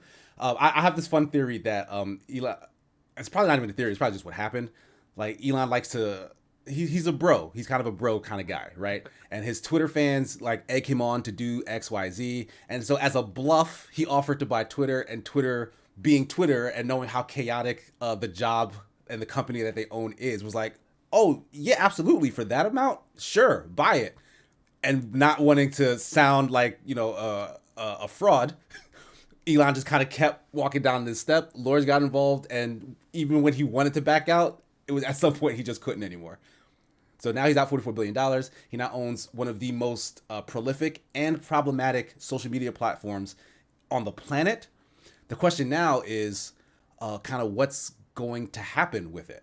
Surely, What do you guys? surely. What are you Tumblr- guys' ideas or fears or what? I don't know what the opposite of a fear is. If you're not fearful of anything, like what do you think will now take place with Twitter being owned and operated by not just a single private person, but the richest man on the planet, and also a very curious character, in all respects. Like he's a very strange guy. That's another we'll robot. say. I'm calling that one off the rip. I don't care what no one says. Elon, That's a weird. Go ahead. Sorry. Go ahead. no, I'm just gonna say Elon's gonna get bored of it. He gets bored of everything. He's gonna get bored of it within a couple of years, and it's gonna go right back to the sort of to what it was. I don't think anything's gonna change, to be honest with you. He's doing a big publicity stunt now where he's letting people who are banned back on the platform. So he's Has that started already? oh yeah. I think it's Okay, Kanye West and Donald Trump. Okay. All right. So, Get it out of here. yeah. He's So they're already back? I don't know if Kanye. they're already back. I know that Elon has said he wanted to bring them back, but Yeah, he's been saying that since before he bought yeah. it. that he Wah, would do wah, stuff wah, like wah, that. wah, wah, wah, wah, wah. Elon talks a lot. The man doesn't have I don't have a whole lot. Elon's like not exactly high on my list right now. The man, I don't think the man has an original thought in his head. I think he bought this as a sort of, you know, like Casey said, he was It was a flex. he was trying to flex. Pretty Twitter, that's a pretty goddamn pathetic flex if you ask me. Yeah. But yeah, I'm saying that he's gonna get bored of it, and he's just gonna go off and do his own whatever new project he's got going on, and then it's gonna go right back to the way things were. I mean, the only time I ever see him stepping in is if we try to ban certain individuals. He's like, nah, I don't want that person banned. I'm gonna keep it a bean with you, which I don't. Bean?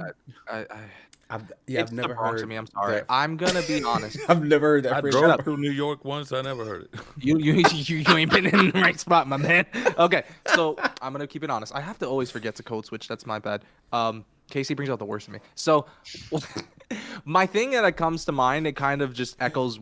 Like I agree with you 100%, Rachel. But in the same vein, I really think that there needs to be more consideration in terms of safety and how we handle it. If anything, I don't think that's gonna happen. But like, I did a couple of searches yesterday just to kind of see just to see what's been going on, and like a lot of accounts that were banned and just hate words. I'm talking like N-word, hard R.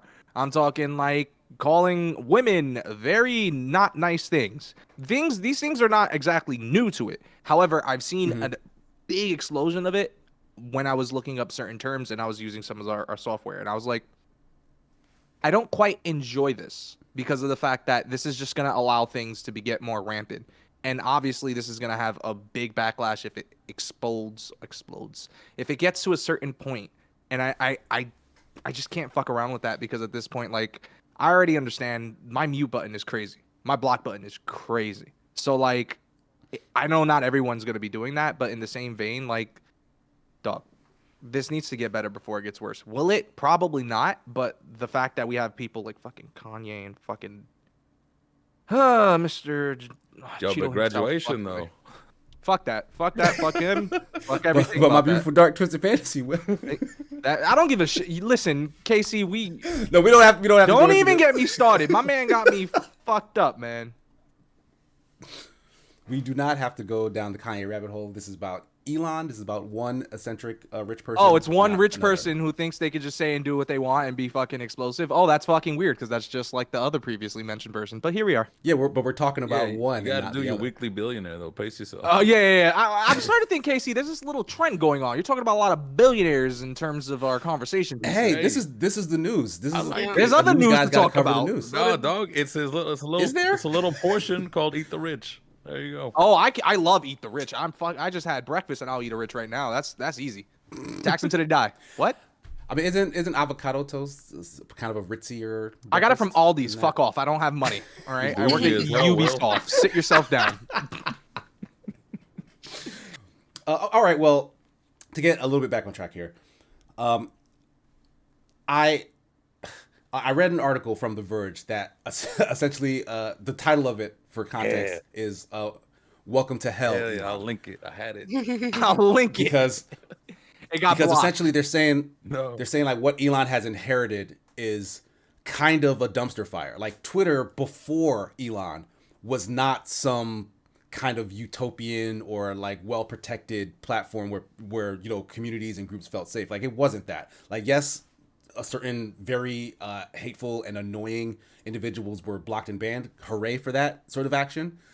But their audiences still existed there, and maybe they weren't as incendiary, but like the sentiments still remained with them. So it really is up to the individual to kind of moderate your own timeline so that you're not constantly bombarded with this stuff. But it's all out there. Like it's still very toxic of a platform. Elon coming over and taking control of it, like Lampy is saying, in agreement with Rachel, I don't think it's going to somehow change how toxic it is. Yeah. What he has said, though, which is worrying to me, one is how he's gonna like gut most of the company, like that. I'm actually like worried for my brother if he's gonna have a job after this stuff gets over and done with. And it's like, for what reason? Like he came in, he doesn't really understand the business, and he's firing CEOs left and right, firing multiple of the staff to make it more lean. But like more lean to do what? Like you don't understand what the company is doing now for you to just get rid of a bunch of jobs. Like is that same sort of dumb merger mentality that's going on in like Warner Brothers Discovery, right? Where because you're the new boss, you need to seem like you're doing a lot, and by doing a lot, that just means firing people for some reason. Didn't he do this when he So, bought like- Tesla? Or bought his Yep. share into it? Yeah, it's fucking history repeating itself. Why are we shocked? That's what it does. I mean, it's what all like high level execs tend to do in these sorts of Well, situations. not which, all, like, I've never but yeah, understood. no, that's fucking reckless. And to think about that, Yeah, it's stupid. It's stupid. But on a more positive note, the fact that Twitter has kind of been sort of a trash fire under its previous management, which apparently functioned as more of a town hall. Like it had a bunch of board members who had fairly equal shares and could vote towards certain pathways in accordance to like how the government would, kind of clamp down on them because of how prolific it is. Now it's a private company with Elon having the majority of shares, which means what Elon says goes.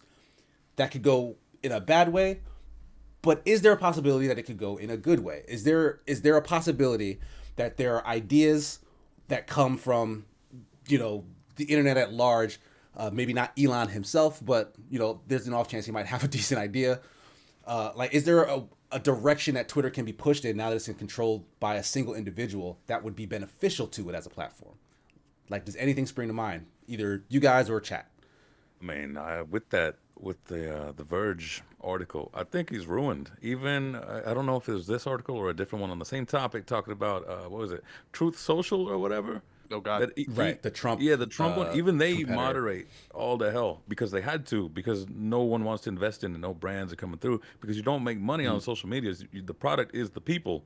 And if they're seeing that you just got a bunch of racist bigots, they're like, Coca-Cola doesn't want to be there. They don't want any of that. So either they won't want to be associated with that. Are going to happen here. Either Elon Musk's going to have to bend to the money, and suddenly you're going to have all the Trumpers and all the the muskrats, whatever the hell they're called. Oh, that's an interesting name. The muskrats, Yeah, is that a I thing? think it's what it is. I'm not sure. I'm not hip with the lingo. They're just going to be like, our God King is actually not worth a damn. And either he's going to have to throw them out or they're going to try and get rid of him. So much of his money's tied into this. Twitter already loses money. He grabbed that thing. $44 billion for a free app, Yeah, bro. he paid overpriced for it as a flex. Yeah, so- because he thought it was funny to send him an offer. And it was different from before because, as you said, Twitter was a town hall. Now everybody's going to be looking at Elon. He can't log in without anybody harassing him about it. So he's going to have to bend the knee and figure something out there. Or he does let free speech run rampant and Twitter just turns into a cesspool and I'm out. That's it. So either I'm off the app or Elon's just like the clown that he is. Because before, he never had a chance to show the muskrats just how much of a fake he is. Like, yeah, he's not worth a damn. He could front when he just had Tesla and was doing all these fun things. But now it's just like, what are you doing, Elon? Look at this. And I got in trouble. I said the N-word so many times. Now I'm suspended. How could you let this happen? God should never come down and talk to the humans. And that's exactly what he's done. He stepped off his pedestal just to flex. And now they... No, that you're actually right. Like that makes a lot of sense. Like, no, I'm sorry. Go ahead, Rachel. I was just gonna say, is like since we've brought him up, I'm just gonna say like the whole thing, like just to compare to the former president of the United States. I'm gonna say like the whole thing is like, I think this is gonna be Elon's wall. That Trump talked a big freaking game to get elected about how he was gonna build a wall. Meanwhile, 4 years later, I'm like, where's my wall, Don? Like, I didn't even want the wall, but you promised it to me. Where's my goddamn wall? Yep. And it's the same. I'm feeling the same way with Elon right now because he bought this company. And I'll be honest with you, like, everyone's like, oh, he fired the CEO and the legal policy chief. And I'm like, they were probably eager to get out of there. Are you kidding? Yeah. The amount of payouts. If they had stock options, the payouts they would have taken. They had to have taken at least $100 million in payouts for that. They were happy to leave, please. No. But I think it's going to be in like a few years, we're going to be like, the people who wanted Elon to do this are going to be like, okay, Elon, why can't I say the N-word anymore? I still got banned for doing that. What's going on, Elon? Why, I thought this was about free speech. It's good. That's what it's going to be. It's like they are thinking that he's going to come in with this radical change. And I don't think he is. Like, he's like, before he came in, he was like, I'm going to lay off all the workers. And now in interviews, he's like, oh, no, that was exaggerated. I didn't actually say I was going to lay off all the workers. I'm not just blah, blah, blah, blah, blah, blah. And I'm just like, yeah, back paddle, baby. So that's the way it's going to be. It's like, you think there's going to be a big change. I'm still of the opinion that not much is going to change. It's just, like you said, Elon Musk is just going to get a shit ton more heat for it. He's going to get bored and he's going to go off and do something different. And then the people who actually want to do shit on Twitter are going to come in and do shit on Twitter.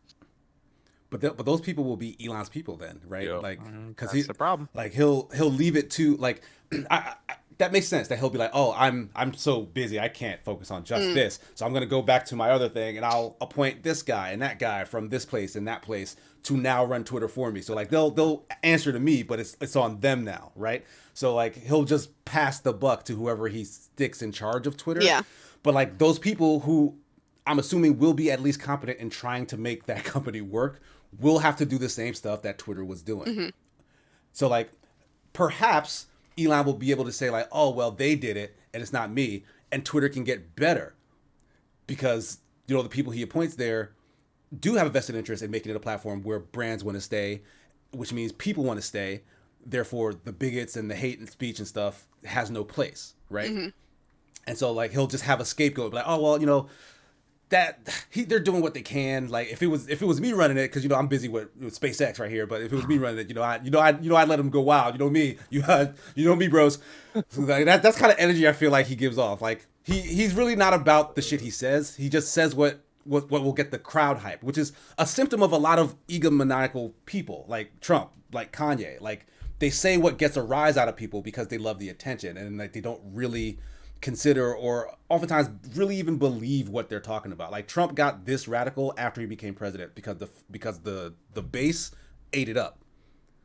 Like before that, he was on Saturday Night Live. You know what I mean? Like Who control who?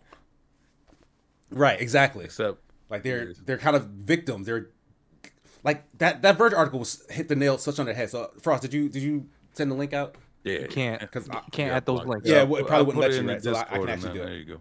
I'll do something with it. Do I'll something with it. guys. Do Do something with it. The international problems that he's going to face because it is Elon, and if you want to hit Elon, you're going to hit him and Tesla. So you got to deal with China and you got to deal with the Middle East, who have very, very Very different. they're not free situations speech with at their all, publics. whereas he is apparently, you know. So so now you out here like China does want to restrict the sort of things that you say, because imagine instead of the N words, everybody just started making fun of I don't even know who their president is or whatever.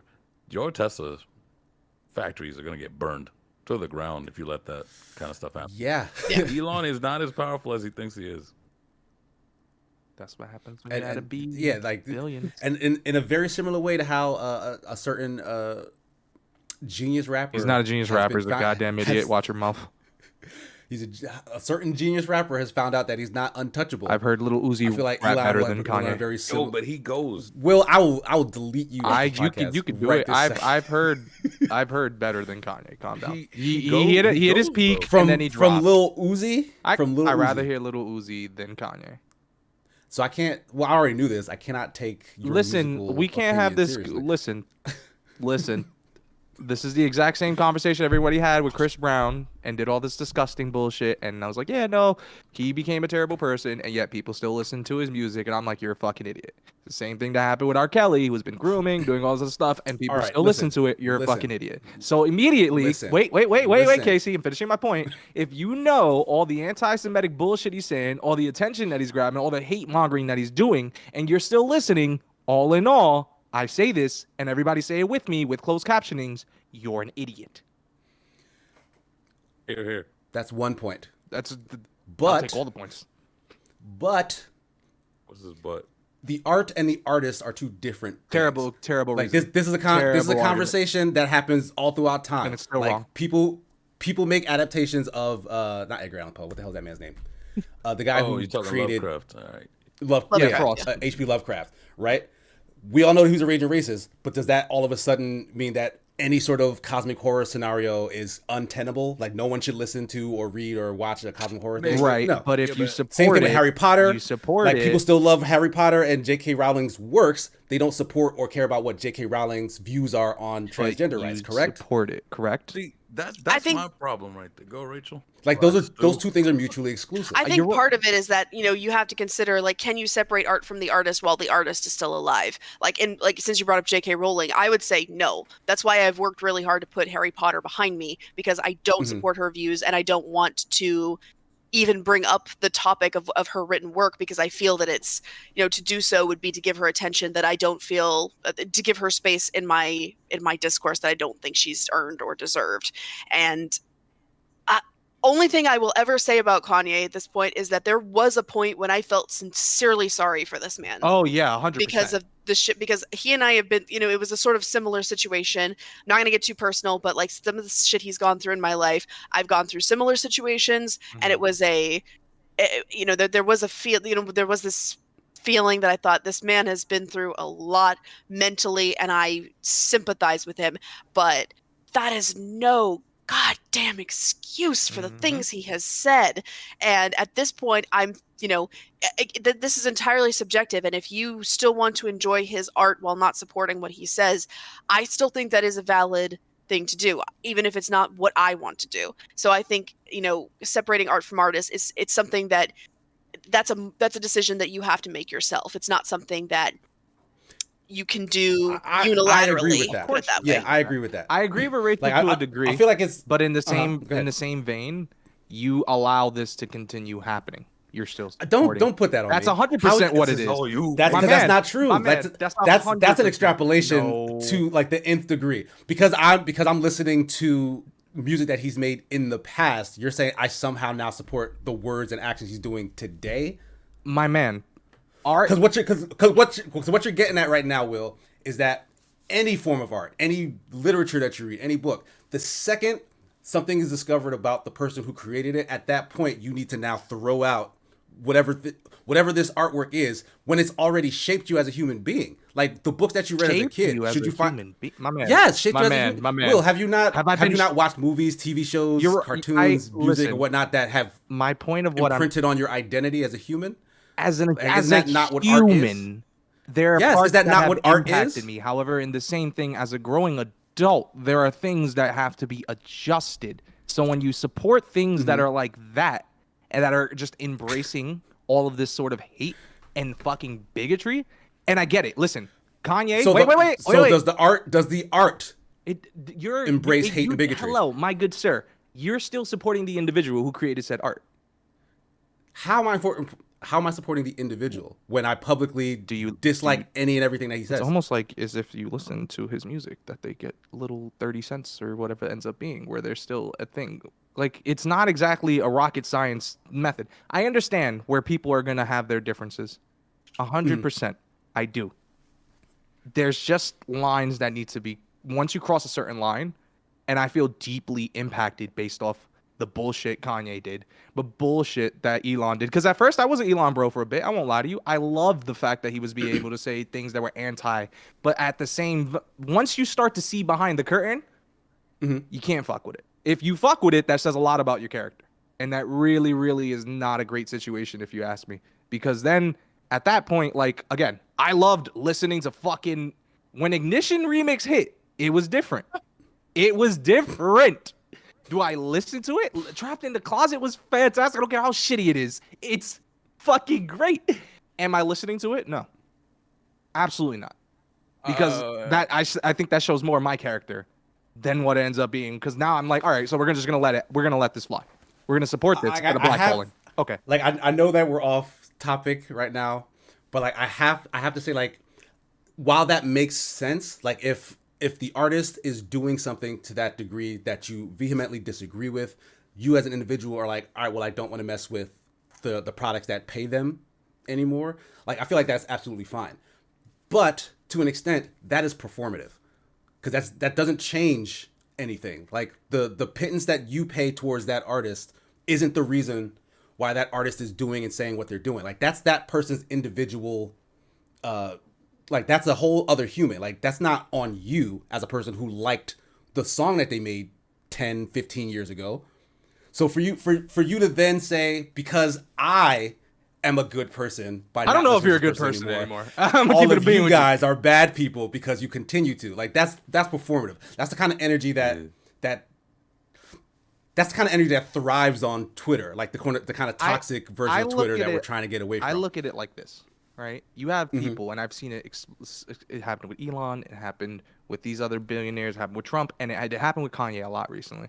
A lot of people were, like, just reporting news, right? And then you go on to like Black Twitter, and you see it, or you start understanding where people start doing deep dives, and they explain. They're like, Yeah, good. He got what he deserved. Shocker, you put your hand on a fucking fire, you get burnt. Ooh, okay, cool.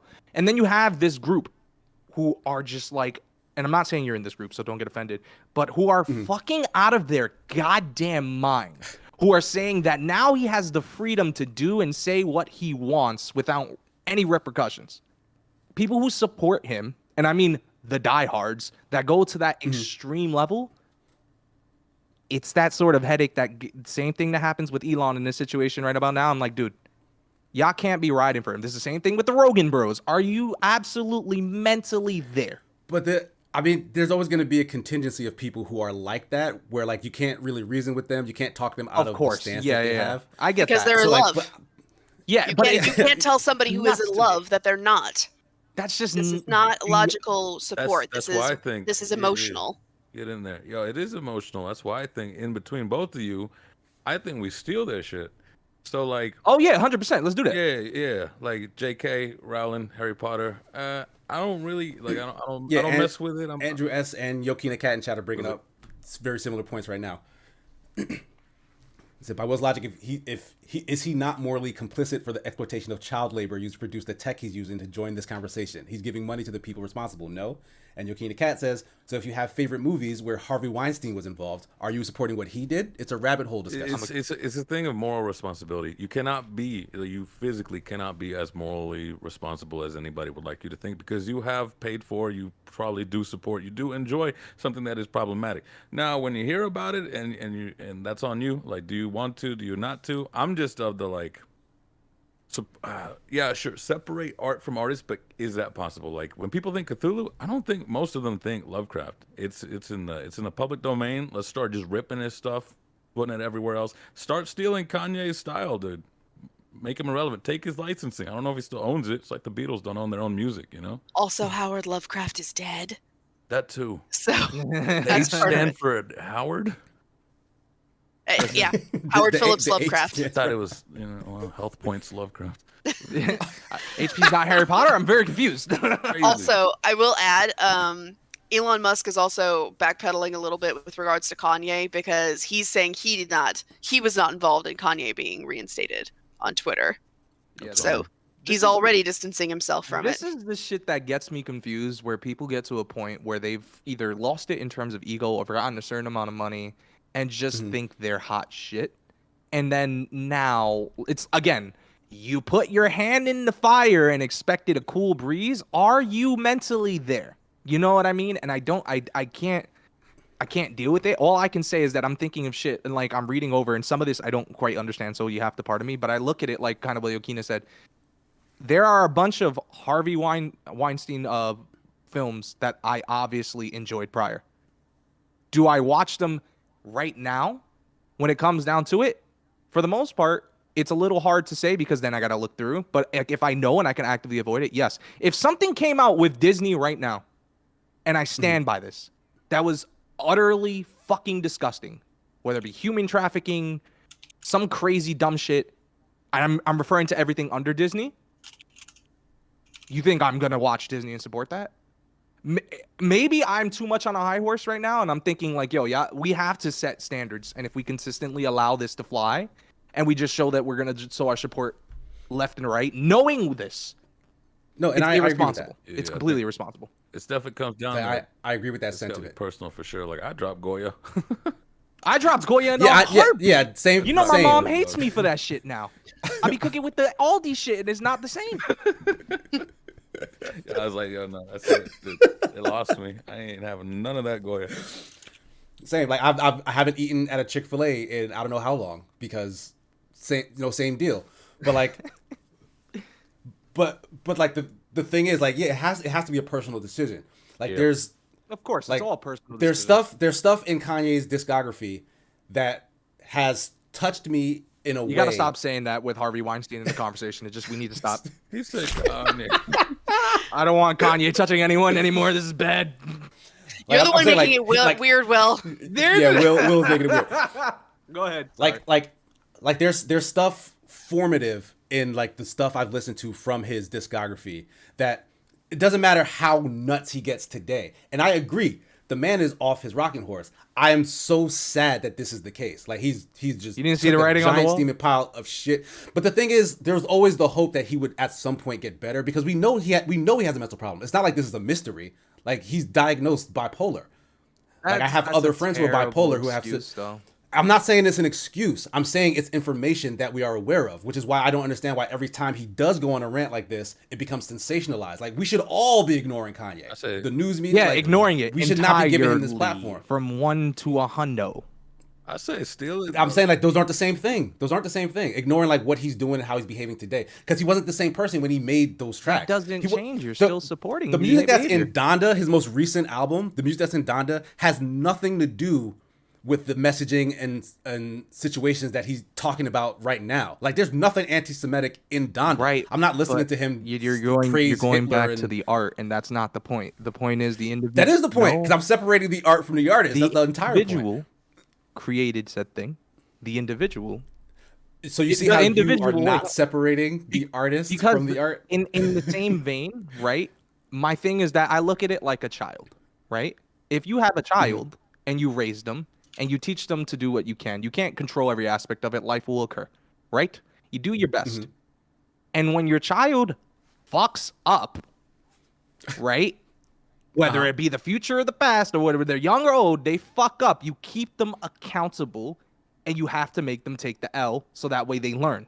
Kanye doesn't take L's. He just makes the same mistake. People who support his music and consistently give him that additional source of I income don't think and that's the same. idolize the I get man. what is you're off I the get what you're rocker. getting at, but I feel like you're a little off because the support of the art does not automatically mean support Does he get of money? the person. Does he get money? When you go to a show, does he get money? Does he get money for anti-Semitic rants? No, Wait, he but lost does $2 million in a does day. he get because of money that. when you go to his concert? I didn't go to his I didn't ask you concert. that. I'm not pointing to you. Does he get money when you go But to his will concert? people go to his concert based on this stuff? Probably not. Yes, because Like, people you are understand what I'm saying? silly. Guys? They're crazy nut jobs. Guys, Elon, Yes. Elon. are Elon, you sorry. staying on Twitter? Oh.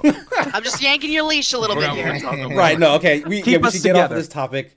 Uh, I tried to stay away from this earlier. We'll drag me back. in. I Sorry. apologize. It's always fun though. I love it. Also, I wanted to give Frost a chance to speak on the subject if he Frost, say wanted it. to. What All right, was so the thing? we'll give final statements on the whole Twitter thing, All right. and then we'll Wrap, yeah. we'll end the show. All right.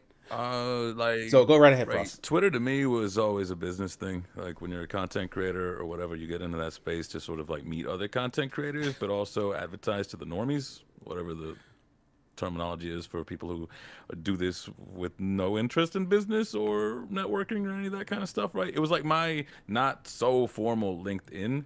So once it stops being, bad for networking and bad for business is when I'm going to be gone, probably with everybody else, Coca-Cola, Yeah. Pepsi, all them. Once Coke's gone, I'm Yeah. done, dude. Why is it Coke? Coke is the one that gets you.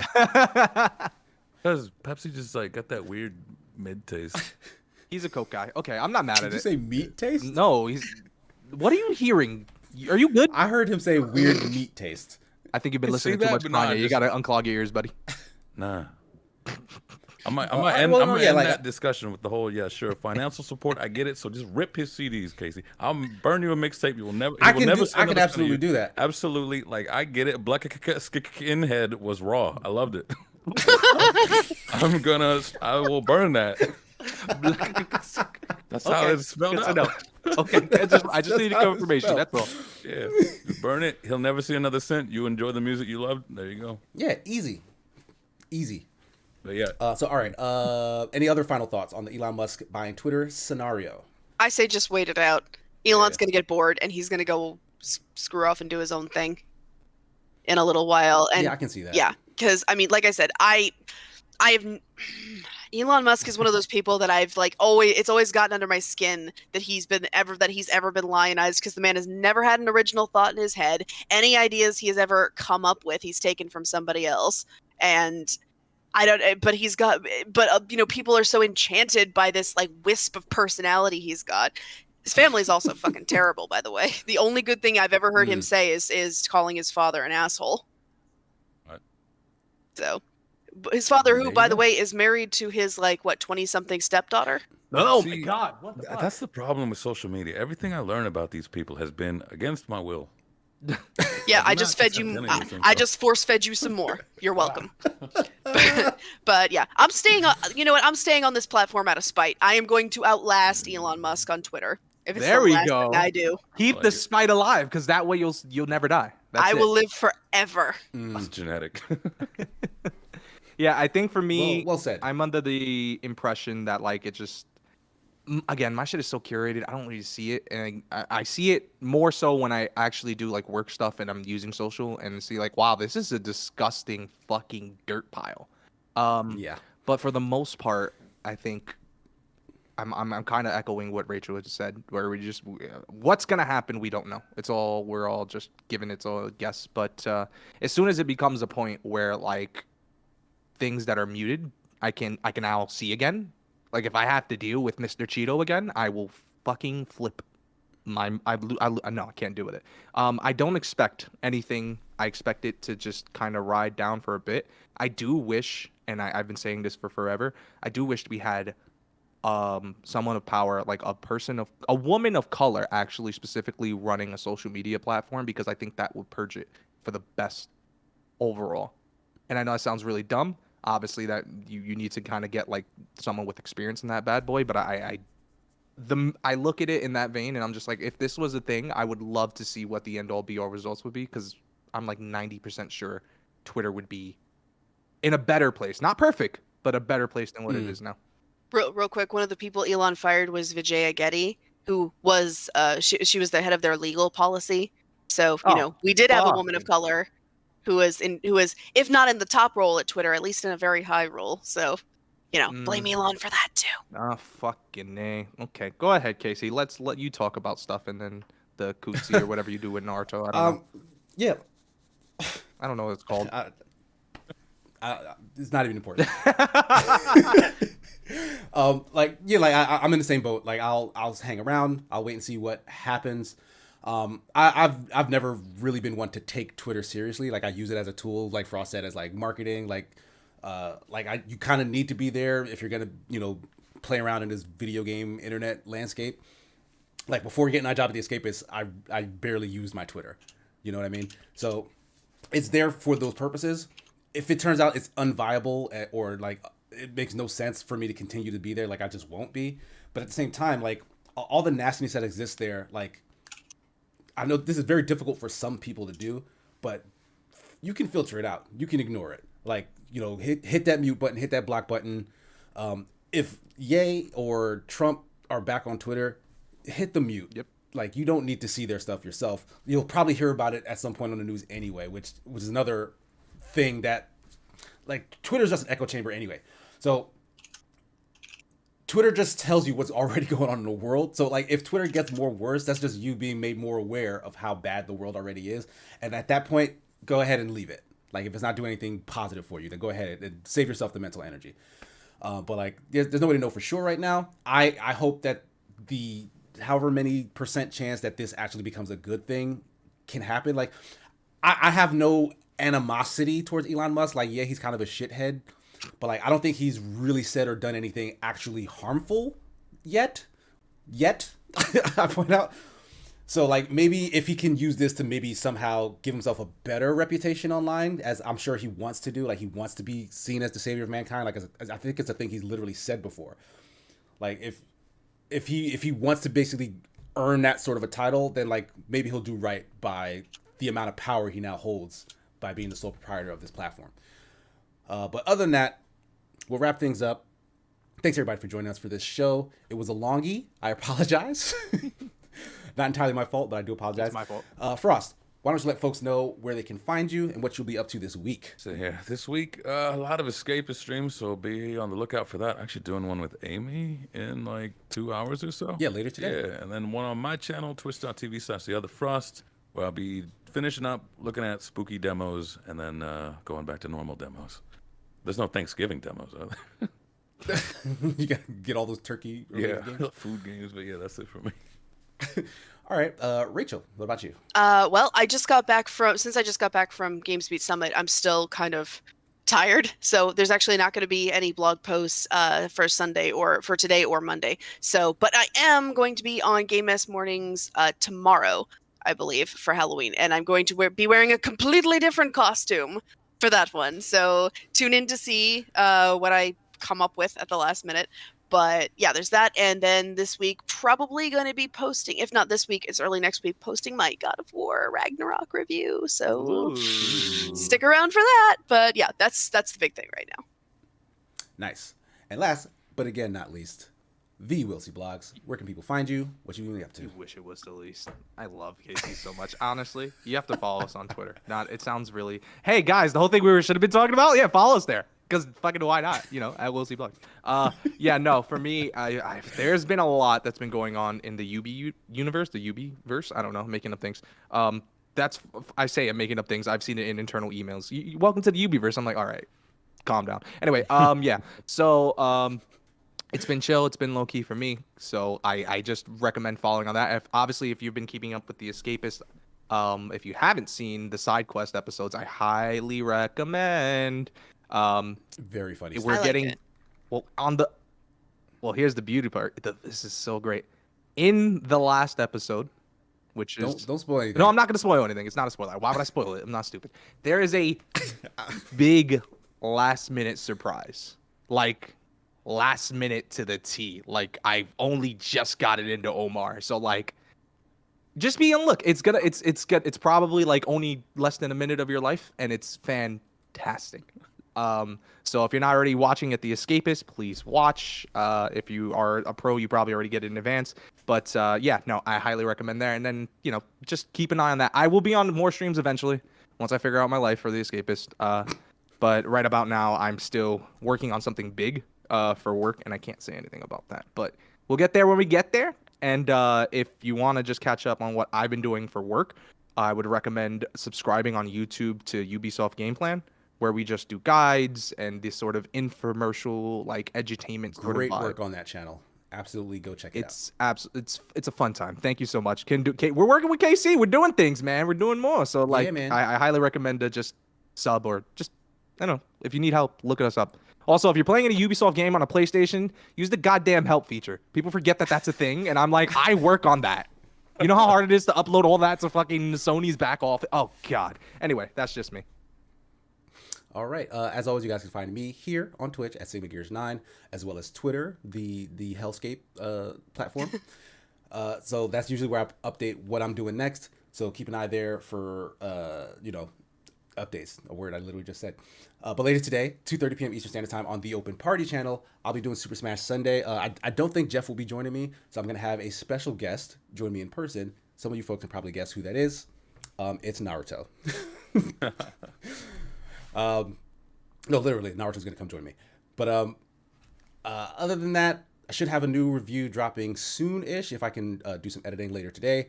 And yeah, bunch of streams on Escapist as well. So make sure you're subscribed over there on YouTube because we have a lot of fun doing a bunch of streams. It's been going really well since this new parent company took over.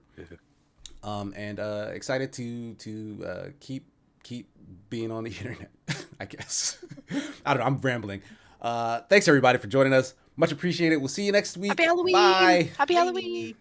Yeah, happy Halloween, everyone. Got me.